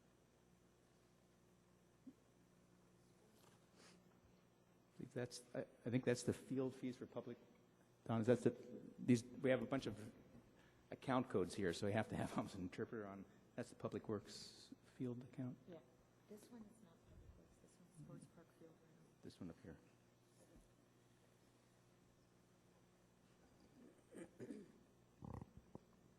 Yes, that's Public Works. And I might add what That's we've done. charges for I just want to say over the past few years, what we've done is instead of lumping all the charges in one account, we've broken out it into specific accounts so that we can track and we can better understand what and predict revenues coming into the city. So that's why I think this is the second year of this program, so it might be a little confusing in terms of what everything is. It's got codes addressed to it. But go ahead, Mr. Portmiller. Well, that one account in particular, it's sports park revenue, and what goes towards for Public Works for recovery of field maintenance. And I think we've just, go ahead. We have moved much of the revenue around to do a better efficient accounting of actually where the monies are coming from and where they're going out. And originally with the sports park first opening, it was all general estimates and it was kind of clumped together. And as Mr. Johnson had stated, we have broke it out into a more finite with the project codes. So which line item reflects the $30 I pay to play on the sports park, let's say? It goes into the project code PKFRT, and that's just for sports park. If the team plays at another field, it goes into FLDRT. So maybe that we're not seeing a reduction in revenue, but that we're breaking it out in a different way. And the fees that are charged to the kids to play, we're recouping close to $150,000 from those fees. Correct. I think the total cost was estimated about $610,000, and we're recovering about $180,000. Something like We that. broke out that fee. It was originally a little over $600,000, and if you just look at the maintenance alone, it's a little over $300,000, and we're recovering just over half of that. And we were trying to track the sports park separate from the other to see how we're doing there. That's why it's broken up into these different accounts. Yeah. All I'm really trying to figure out is what did we expect to collect from that $30 and what did we actually collect? I'm just trying to determine whether we've had a decrease in participation. I know some programs have mentioned that they've had a decrease in participation, particularly this year. The expectation of the dollar amounts changed mid-year. Originally, it was a $23 competitive fee, and that was not to go in effect until that sports next season enrollment. So actually, our anticipated revenues for 1 year actually didn't show up until another year. So if you're trying to compare anticipated revenues versus actuals, it's not a orange to orange comparison due to the sign-up times. So now that we have a better idea of when the actual revenue is coming in, we're hoping we can have a better efficiency of budgeting for the forthcoming years. Have we seen, though, from working through the recreation side of it, have we seen a reduction in the number of teams that are playing in the different leagues?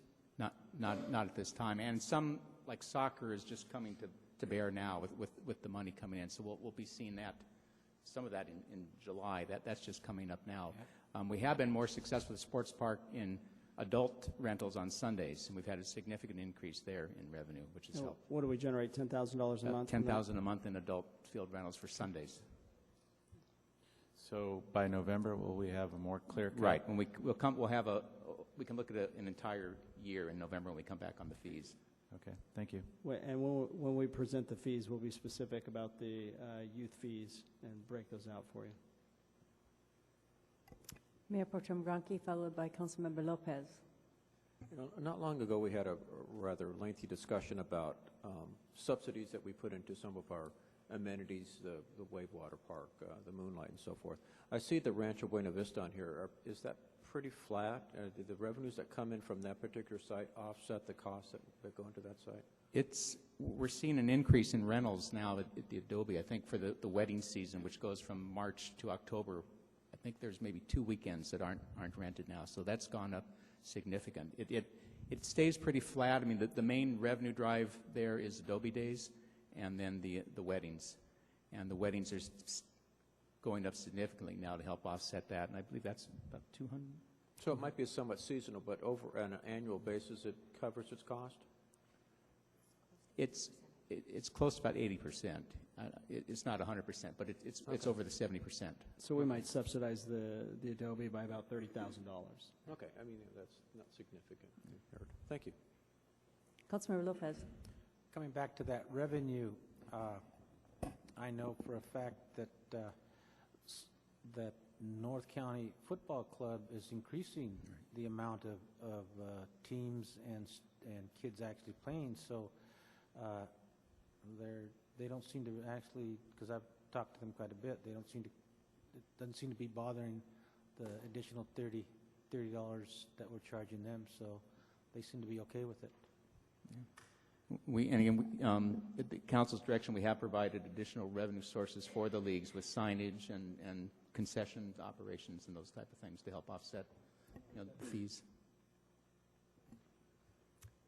Any more questions, or are we all set for now? Okay, moving on. Okay, next section, should be a short section, I would suppose, is the internal services section, and this is where we charge for risk management, building and facility maintenance, fleet maintenance, and information technology. And these are services to the organization that we went through, but these are the budgets that we go ahead and charge from. You notice there on the chart that there's a decrease in almost every single one of these accounts, and that's us taking a real close look at each of these accounts this year to pare down where we can. In some of the accounts, we'd probably been a little too conservative in our estimates for what things are going to cost, and we came down to more of a realistic amount, and so we were able to budget less in the coming year, which we think looks like it's closer to about $1.3 million less than it was last year. Any questions on internal services? Good job. Any questions down there? Good job. So do we need a motion for this? I got one more. Oh, we got one more? thing to say, if you don't mind. Just 15, 20 seconds. We had a Okay, bet on 20 when the meeting would go to, and I'm just trying to draw this out longer. I had a later time. You told me the budget was 15 minutes. I told you my part might be 15 minutes for the first part. I do want to say thank you to the city council. You didn't count on us. Yeah. I didn't count on any questions. We do have a speaker on this item, too. Yes, we do. But before I close my part, I want to thank the city council for your support and your hard work. I want to thank all the employees in the departments that have put a lot of work into the budget and go through every expenditure to try to reduce our structural deficit. I want to thank Jeanette Ferris, who's up here, and Laura Johnson, and Allie Zimmerman, and Dale Nielsen for all their hard work. And even though I mentioned Laura, just an extra special thanks to Laura for the work she does, primarily the 6 month before the budget, working with each of the departments to go through everything to make sure that we've reduced in every area we can. So thank you to Laura. We appreciate that. And we will bring back the final budget for your approval on June 12th. So thank you. Okay. Then we'll take our speaker. We have Chuck Rabel. Oh, surprise.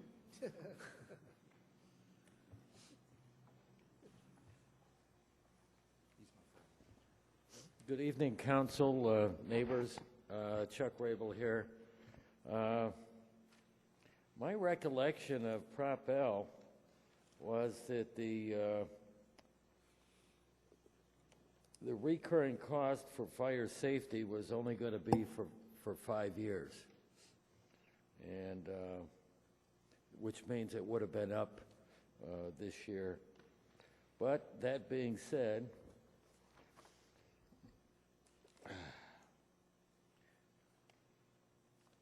the good news is I had to come to the city today to get this report. The bad news is my internet connection's down. And had I been on the internet, I probably would have seen Exhibit 1, which in the notebook at the front desk was just 1 page, instead of 200 and 300 plus pages. Promises made in the past included a skate park. Without question, a skate park was on the table, Prop L, and there was money in it, and $500,000, give or take, 2 years ago, went into the general fund. Last year, there was $2 million in so-called savings of Prop L from City Hall here. It went to the voters at $40 million. Within 9 months, the number went to $53 million, and the total number at the end was supposedly $51 million. That $2 million, one-time money, bonded money, went into the general fund the current fiscal year that we're in to balance it. Now, my problem is previous city councils, this city council, have made promises. Skate Park's one of them. Veterans Memorial is another one. There was property donated by the Pinamontes years ago, and things aren't happening. My other question is, what's the total of deferred maintenance and or CIP that's deferred? So you have some feel of what's down the road in terms of obligations. We don't have an answer. Maybe you folks can get one. But the CIP budget He does is... have an answer. Wait. I'm sorry. I just wanted to respond. Are you done? Go ahead. Sure, but the CIP budget going in the out years is all zero. And the CIP will be brought forward to the City Council on June 12th, excuse me, for approval. These are CIP charges, I believe, that you're looking at in the budget. I do want to comment on a few things, and that's related to the Civic Center. When we set out in 2006 and did our cost estimate for the Civic Center, we budgeted, or we estimated at $48 million. $40 million for construction with a contingency. So on the paperwork that we sent out to the public and had posted on our website, it was $48 million.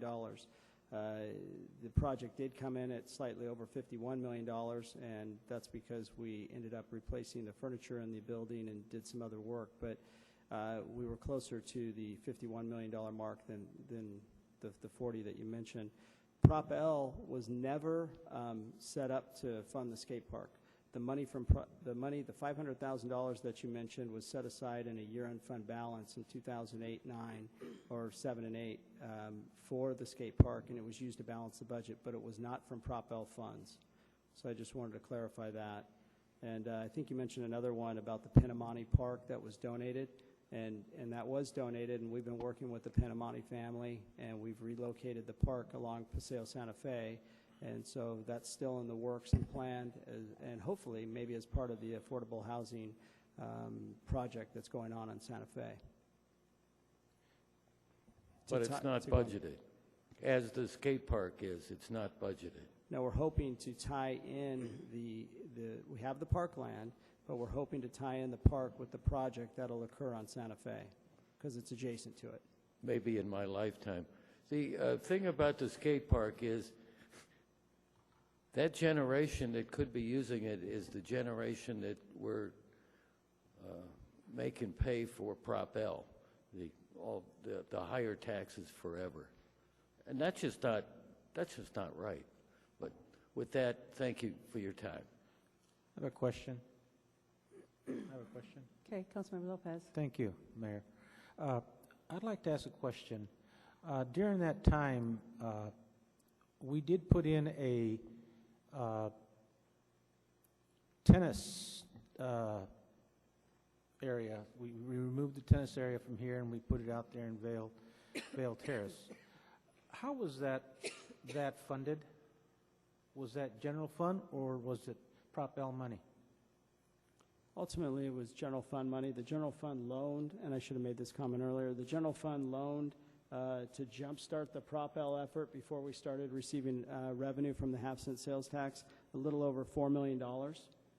And so when Mr. Rabel talked about the fact that we had $2 million that was returned from the project, it was returned from the project, but the council adopted a resolution in 2006, 2007 that stated if whatever money was fronted could come back to the general fund at some point in time. So that money was brought back to the general fund, but to answer your question regarding the tennis courts, it would have been general fund money that paid for the 3 tennis courts at Bringle Terrace Park. Well, if we use general fund money to finance tennis courts, maybe we can use the same for a skateboard park. And at the time, we had a location for the tennis courts. Huh? Well, you get And money for all now the we're other running the things. structural We should start deficit. looking. I said we should start looking. We've been looking. That wasn't one of our priorities. Yeah, well. Are you looking at the budget? so we're let's looking at stick right with the now? budget. The thing is that we go back on our word to the public, and I don't like that either. Thank you. Can we just stick with the budget here? And do we need a motion to approve this, or is this information? Just receive your information, and we'll bring back the final budget on June 12th. Okay.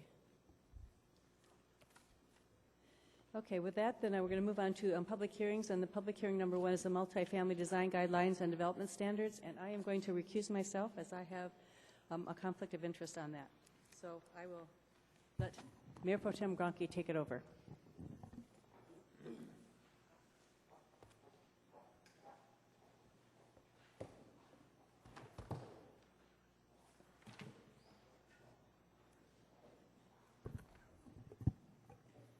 Start with the staff report. Thank you, Mayor and Council. John Conley, Community Development Director. Tonight I'm bringing back an item that we discussed back in March of this year regarding apartment multifamily design guidelines. Essentially, there were some concerns expressed by the council and by the community about the quality of future multifamily housing in the city in light of our general plan update, and we've seen a lot of upzoning of properties in our commercial corridors. We expect a fair amount of multifamily housing to be moving forward, and based on some of the history of development of apartments in the city, we're trying to address some of the concerns that were brought forward with this item. So based on the council's direction in March, we're making 2 general amendments to one to our design guidelines manual, which is a manual that we provide for new development that provides general guidance on site design, architecture, signage, colors, visual amenities associated with the new development. And we're also recommending some changes to our development code, specifically to the driveway width standards for serving multifamily development, as well as some new code amendments that are focused on detached residential units or standalone units in a multifamily zone. And I'll cover each of those quickly. The design guideline amendments focus on 4 primary areas, those being architecture, amenities, fencing, and site design. They're included in your packet in an underlined version if you want to get into the specifics of them.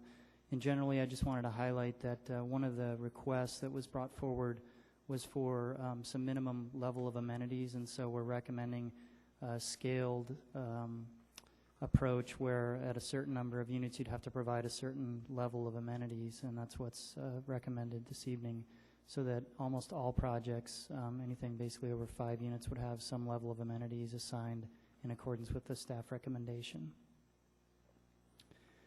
The changes to the development code, first with the driveway width. Our current standard for driveways serving multifamily development is fairly excessive in terms of what surrounding jurisdictions use. We have a width of 32 feet if it's less than 150 feet in length, or 36 feet if it's greater than 150 feet, up to 300 feet is the maximum length. This is typically what you see on private streets. It would allow for a 24-foot lane, foot wide lane for emergency access, but would also provide for parking on the street.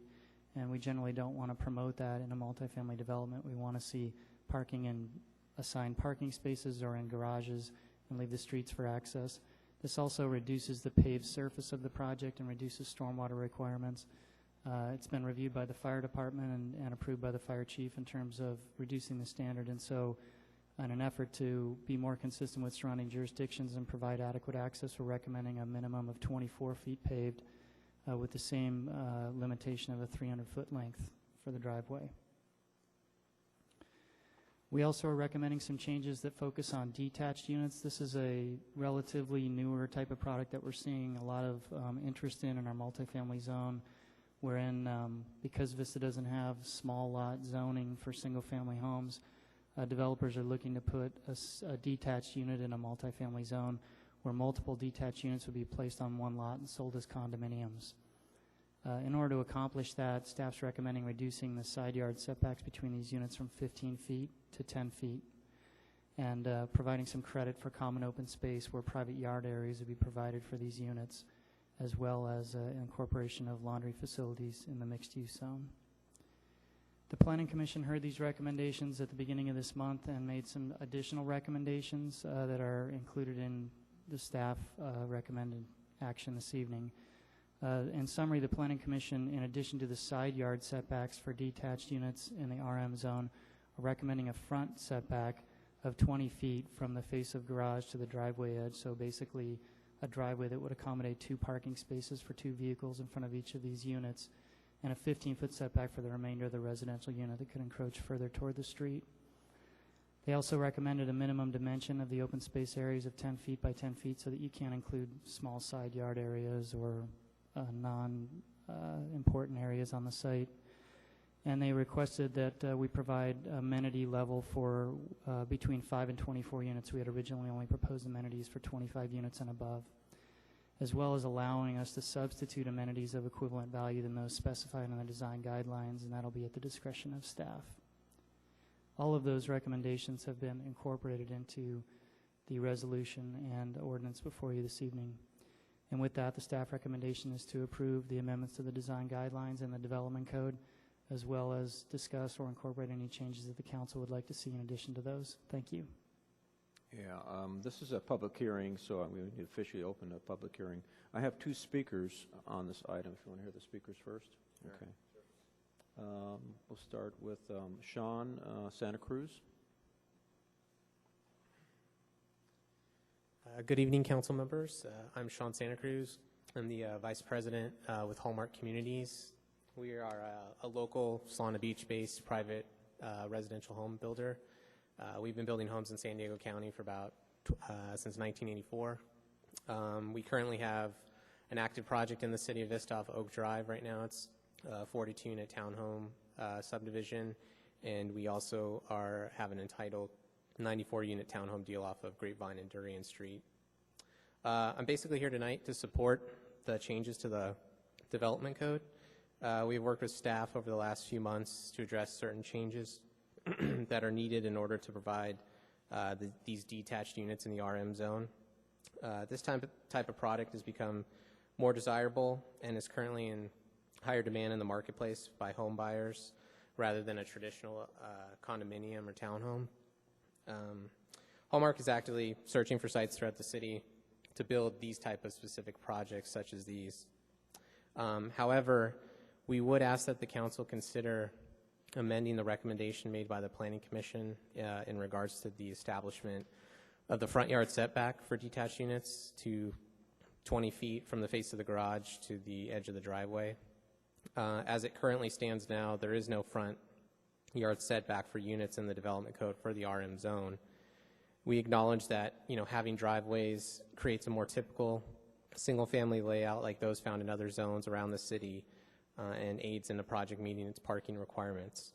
Yet, in an RM zone where projects are attempting to build 6 to 10 units per acre, it becomes necessary to have some flexibility with the front yard setbacks to maximize the density.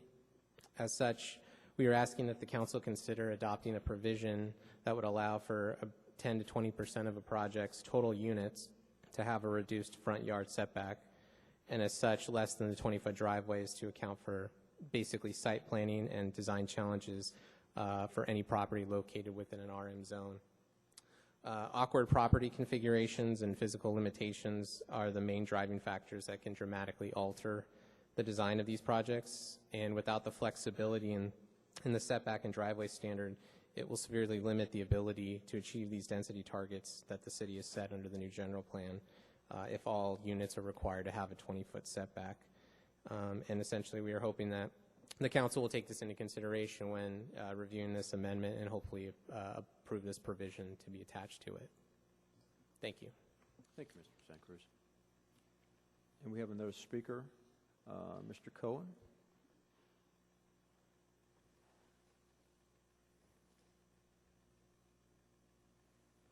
Good evening, Council. I'd like to thank you for the opportunity.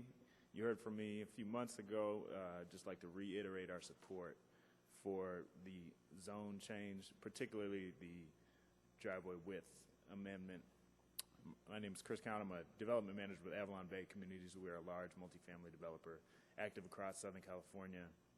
We have a site active here in Vista at the corner of Breeze Hill and Melrose, and we're looking to develop an apartment community there Avalon's business model is really to develop for the long term. We tend to build and hold our communities, so we view ourselves as partners with the cities in which we work. And so the design standards in particular are very important to us, because when my job as a developer is over, I hand it to a person who literally sits down the hall from me, who then operates the community. So it is very important to us, and we've made that known working with the planning folks. We'd like to commend their hard work here, and we would really like to emphasize our support for the driveway width change, and particularly because it allows us to build an attractive community that provides a meaningful drive aisle, but also allows us to maximize the landscape space in the area and really build an attractive product that is important to us, and from what we understand is important to the city of Vista, in kind of really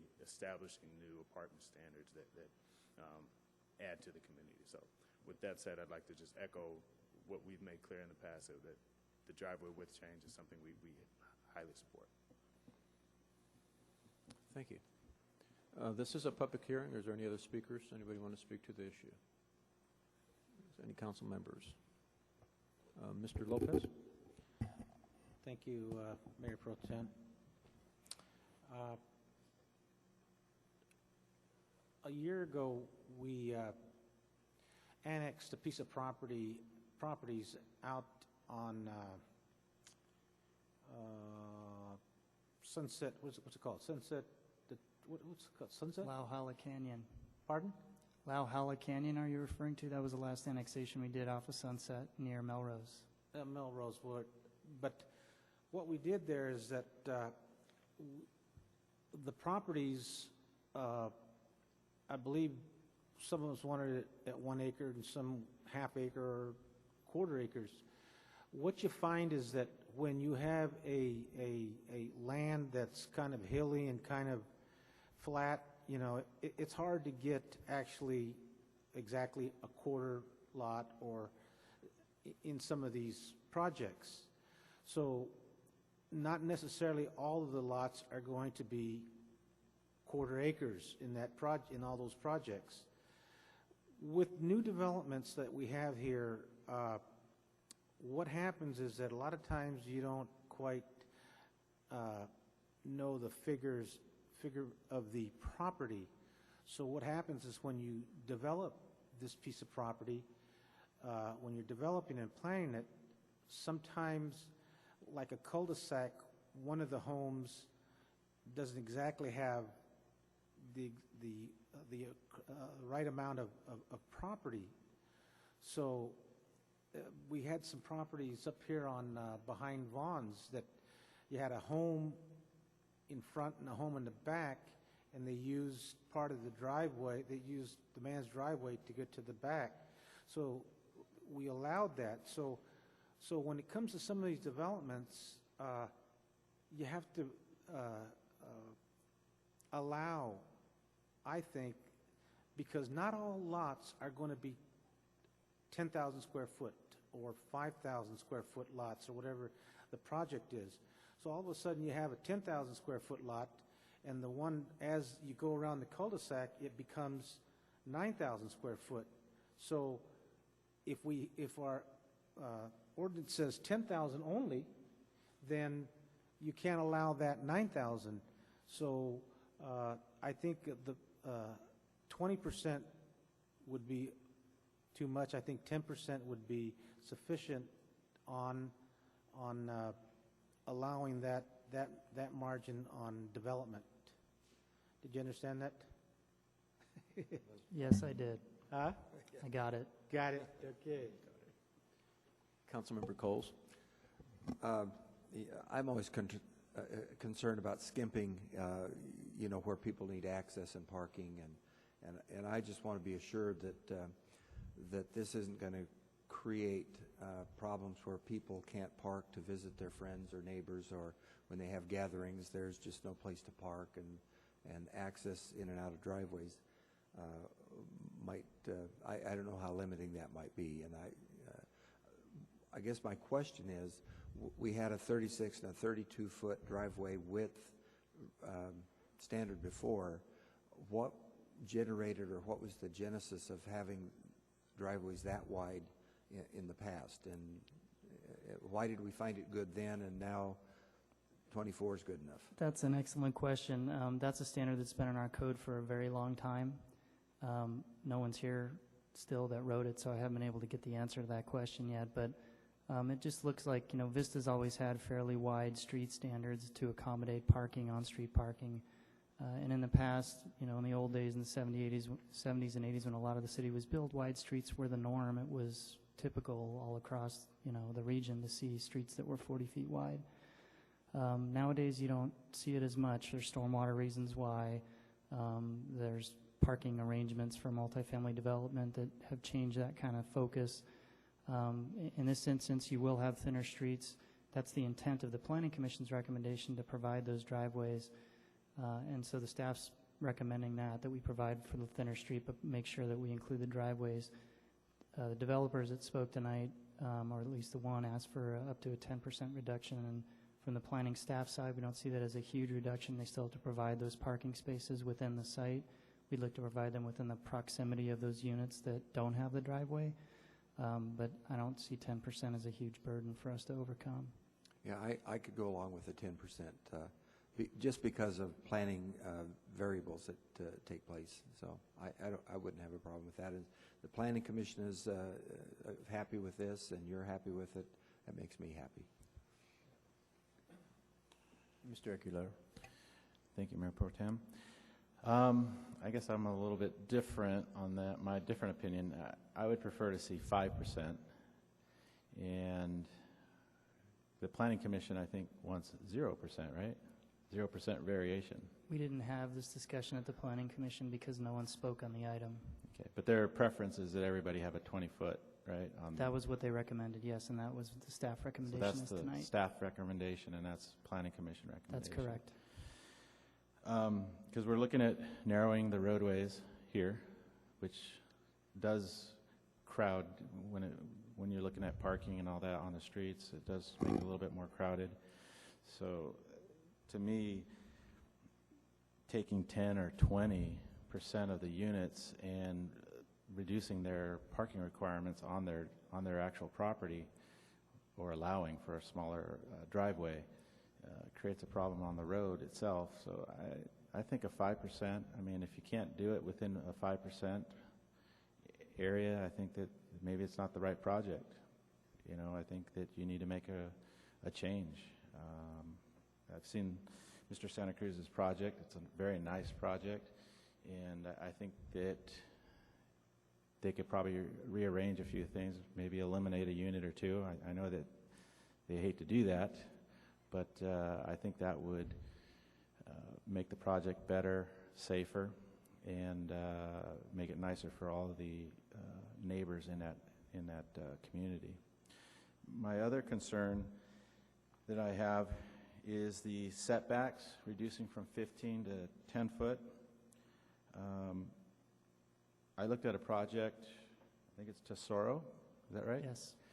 And I confirmed this, I think, with you on the phone. I just want to make sure It's the project shown in that's the this one. pictures. So that's using 10-foot setbacks there, or 15? Through 15. They're using 15.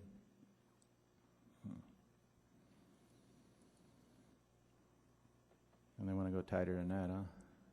Yes, the product that is being proposed on the other side isn't this massive 3-story unit. It's a 2-story Right. unit, but So the height of these units sort of exacerbates the setback issue. Yeah. Because of the slope of this property. So what we would be agreeing to is that all future projects would have a 10-foot setback, basically. They'd be allowed to, yes, reduce the And setback even go up 10 to the feet. three-story units as well? No, this is a unique product because of the slope of the site. So the bottom floor is technically an underground floor. Yeah. Because more than 50% of it is underground on the back of the property. So these under our code are technically 2-story units with a basement. Oh, really? Okay. You don't see that too often. It's not very economical to build that type of unit now, and there's not a lot of interest in it. So the market is more focused on 2-story, where you're accessible to your kitchen from the first floor and your living area on the second floor. So our height limit is still 35 feet? That's right? correct. How did they get around that? Is that because It's of the 2 basement? stories at 35 feet, so you can still you can fit almost 3 stories into 35 feet pretty simply. So the 2 stories are 35 feet is where we regulate it, and we allow for the basement story if more than 50% of the structure is underground. That's considered an underground story. Okay, that third story. Or That's correct. First story, whatever. Okay. And then my other question was I guess getting back to the driveway, we're looking at 20 foot and then it says 15 foot. Is that to allow for like an overhang? For the remainder of the unit, so if you wanted to have the rest of your house closer to the street and have the garage set back, that would allow for that. Okay, so you could build that way. Correct. Yeah, I personally think that 5% is a good variation. That's keeping in with what staff recommending. It's a good compromise, I think. They've asked for 10 to 20. They're asking for 10. They're asking for 20 so they can get 10. Staff's recommending 0, and I think 5% is sufficient, in my opinion. Thank you. Councilmember Lopez. Thank you. I think I have an answer for the reduction in driveways, Mr. Cole. I was over the weekend. There was a gentleman who had a 1960-something Cadillac. That thing was probably almost 30 feet long, and nowadays, and he was driving through town with it, and I couldn't believe how big this thing was. It looked like a boat. But anyhow, I think the cars nowadays are a lot smaller, and they accommodate those smaller driveways a lot more. And like I said, you know, if you don't, maybe this developers could answer this. What is more popular, a condo or a single home like what you're doing right now? What is more popular right now? Could you answer that? What is selling right now?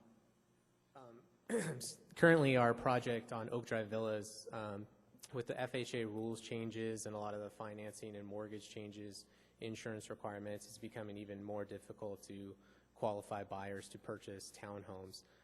And then they have also HOA dues that are extremely high in development. So what we're finding now on projects like Tesoro, 2-story type deals, that buyers, pricing has come down to the point in the resale market where they can now afford a detached unit, and they're willing to wait for a detached unit of quite substantial size of anywhere between 18 to 2,200 square feet. So what we're finding basically is that's still the number one buyer preference is a detached single-family unit where the HOA due is low and they don't have a neighbor attached to the side of their house, basically. And that's why we're coming up here tonight proposing to look at projects such as that to not only hit the market, but also to address certain changes in the regulatory and mortgage financing and insurance and other things that are severely stymieing projects like this and potential sales. Mm-hmm. Project like that one that they're talking about, Mr. Connolly, will it be a gated area community? They are proposing a private gated community, yeah. Well, I still look at the idea of if there's 60 or 70 homes and 50 homes, whatever the amount is, that a lot of times those lots just don't come out perfectly. And so, I think we need to allow for that difference. And I'll disagree with you, Mr. Aguilera. I think 10% would be the right thing to go. Councilmember, along this discussion, the staff recommended 0%? That's correct. The Planning Commission recommendation is the staff recommendation, which is all the driveways have to meet the front setback. Well, I can agree with Councilman Aguilera. I didn't realize, I thought the variation we were discussing was between 10 and 20, and I was going to the lower end of that. But if it's between 20 and 0, I think I might side with Councilman Aguilera to keep it, just because I know what it's like. I've been into too many communities visiting my children where you just can't move around, and I think it makes it a more attractive community down the road for people who are living there. And you know, when you first move in, everything seems nice and new, but after you've been there for 3 or 4 years, you start getting hemmed in, and so that's why I would side with giving us a little more breathing space. So I could agree with the 5%. Councilmember Aguilar, do you have something? Yeah, just when I went to look at this project off Copper, I drove my 18-foot Suburban over there and barely fit in the driveways.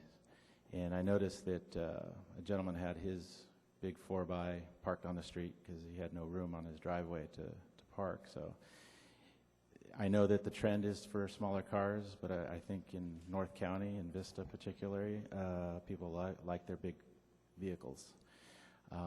But I understand the coming from the developer side too. I see their side of the story. They need to have some flexibility. I think the 5% is adequate. Should give them the flexibility that they need.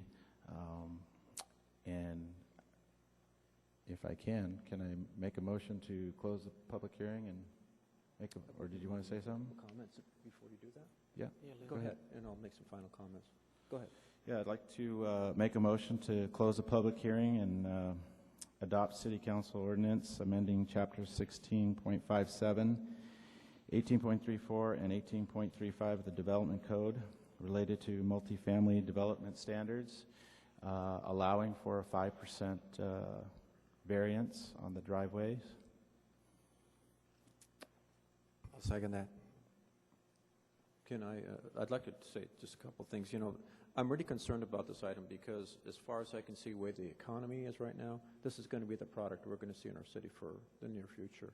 And most of what we have available now is just infill opportunities. So you're saying 5% on the setback? No, the driveway. The driveway, okay. Yeah. The driveway. And so I would agree with that. I would also add to that there'd have to be some kind of off-site parking so that if someone didn't have the adequate parking at that site, that they'd have to make it up someplace else. I can agree with that. Yeah. Okay. And you didn't say anything about the 15 or 10. Are you just going to stay with the 15? Yeah, foot? I'm okay with that. Okay. Yeah. Okay, so your proposal is for 15-foot, remain with 15-foot. No, 10-foot setbacks. That's what I believe staff and Planning Commission recommended. Okay. So pretty much sticking with staff's recommendation, allowing for the 5% variation on driveways. Okay, there's been a motion and a second. We want to vote on that? We need to close. I'm sorry. The motion here is going to require some revision to the language of the ordinance. And Mr. Conley, were you prepared to offer some language at this time, or should we ask the council to simply continue the approval of the ordinance to the next meeting? Let me see if I can come up with some language here real quickly, if that's okay.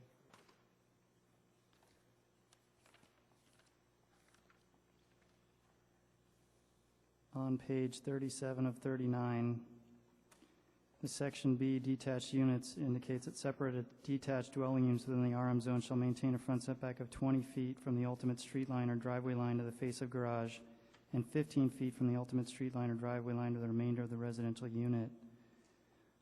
I would propose to amend the language to state that up to 5% of the residential units may vary from that standard. That then would be a second sentence, up to 5%. Of the residential units may vary from that standard. Within I guess we should say up to 5% of the residential units within an individual project may vary from that standard so that it's specific to the project. And is it the council's direction for the off-site parking to be made up elsewhere as well? Does that need to be included? That's already included in the ordinance. Thank you. Now, is that varying from the May vary from the front setback standard. But not the 15-foot? Or is it both? I don't think it really matters, to tell you the truth. Thank you. Mr. Piper, you're comfortable with that? Yes. Okay.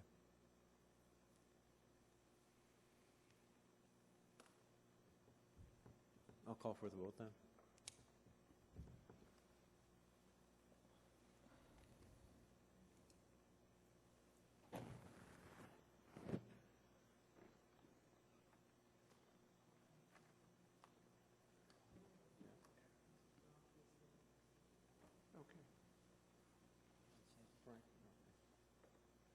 The motion passes 3-1 with Mr. Lopez dissenting.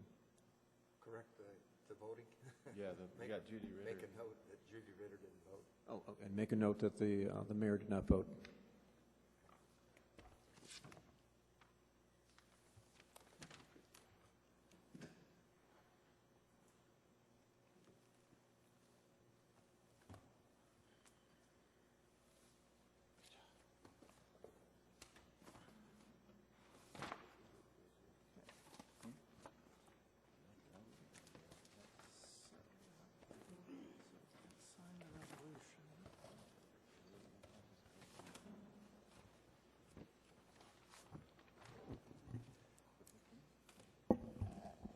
Okay, moving on to public hearing number 2, the hookah lounge prohibition. I would open the public hearing, and John's going to take it. Thank you, Mayor. Back with hookah lounges again.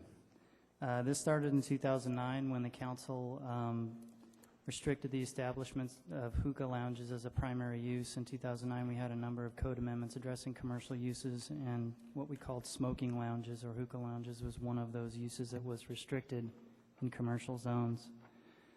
In December of last year, based on a request from a business owner, we evaluated whether or not we would allow hookah lounges as a secondary use to an otherwise legally permitted use, such as a restaurant that wanted to have hookah as accessory to their restaurant. During that public hearing in December, we had a number of speakers that spoke on the health effects of hookah smoke and evaluated it from a planning level to determine if there are any established hookah facilities within the city and if there would be any impact from us restricting them altogether as a secondary use. And based on our review, we do not see any impact to local businesses as a result of this proposed restriction. And so based on that, staff's recommending approval of an ordinance prohibiting hookah use as a secondary or accessory use to a legal commercial use. And that completes my staff presentation. Thank you. Well, anybody have anything to say? I agree with it. Mayor Pro Tem Gronke? Make sure I'm clear on this. You talked about primary and secondary before and now, and the recommendation is for secondary. So you're saying there's no hookah lounges at all, not even primary? Correct. We've already made that restriction in 2009, and so now the question is, would we then allow it as secondary to some other legal use? So that's what's before the council tonight, is the recommendation that we restrict that as well. Councilmember Coles? I make a motion to close the public hearing and adopt this ordinance. I'll second it.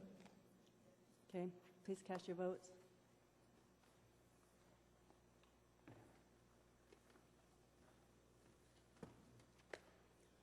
That motion passes.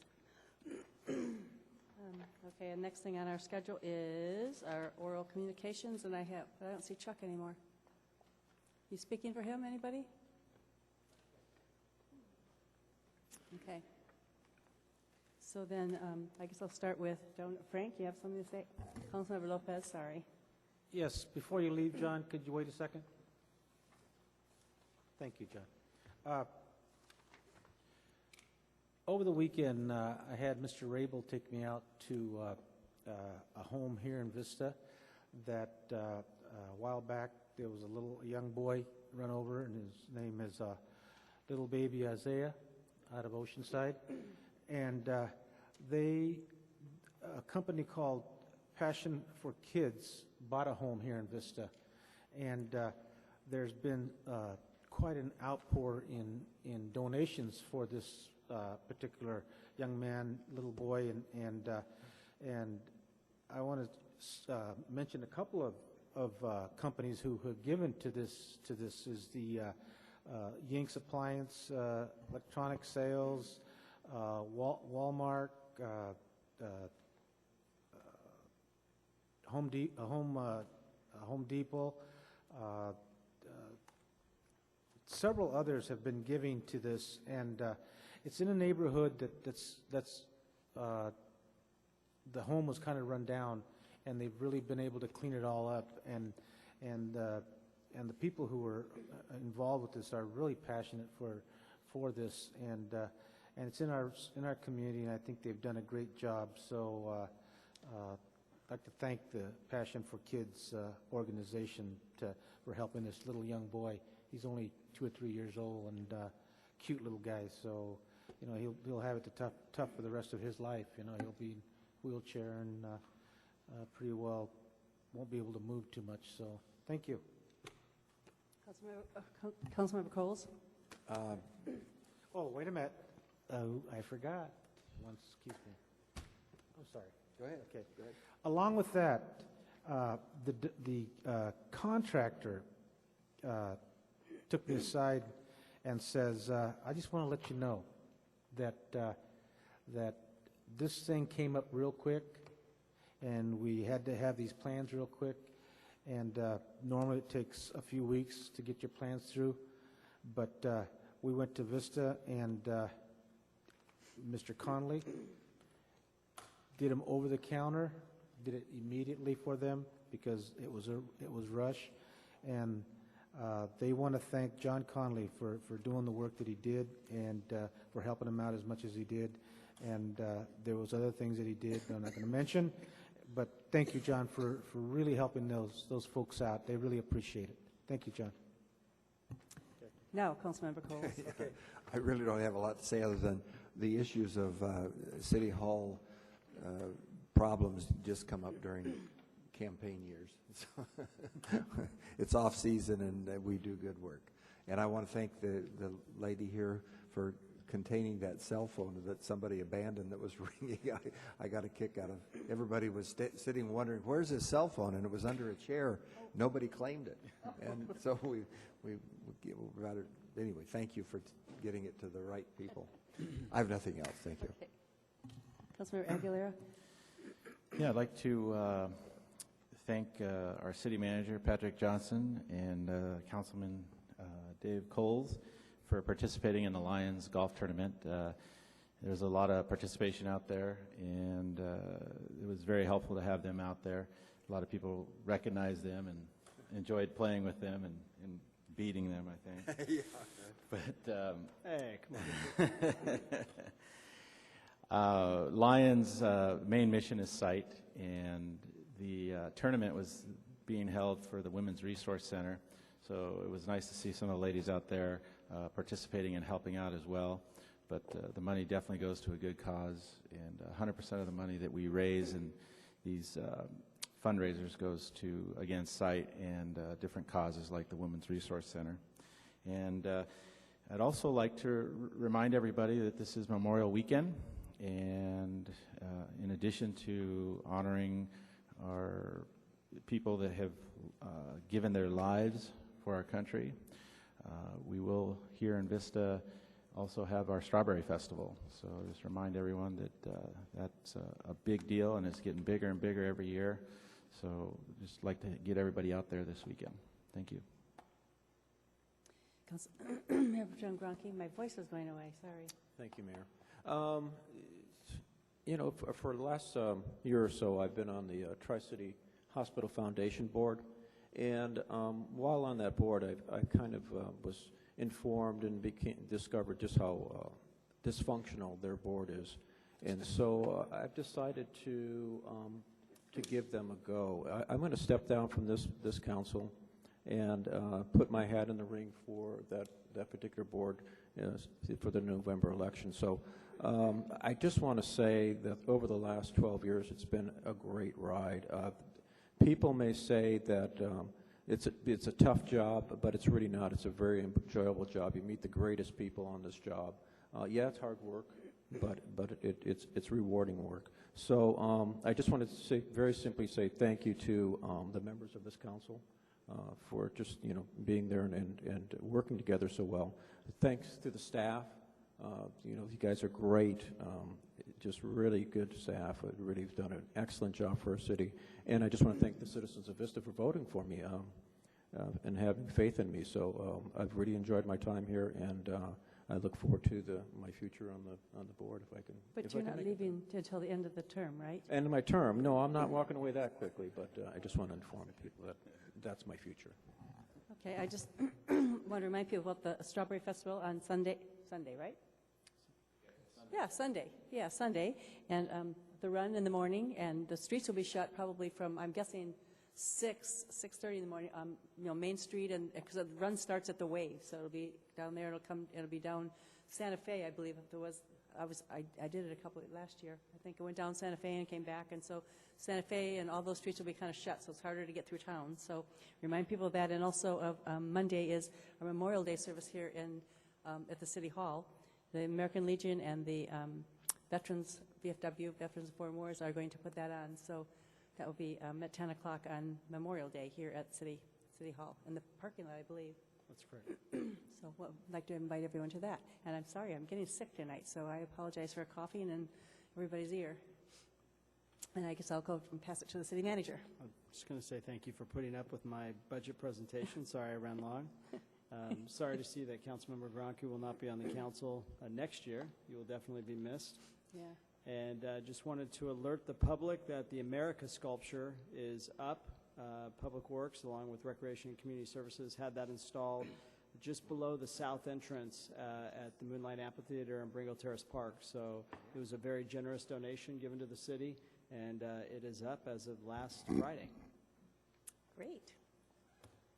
City Attorney, Darrell Piper. And I would simply like to wish everyone a wonderful Memorial Day celebration. Thank you. And remembrance.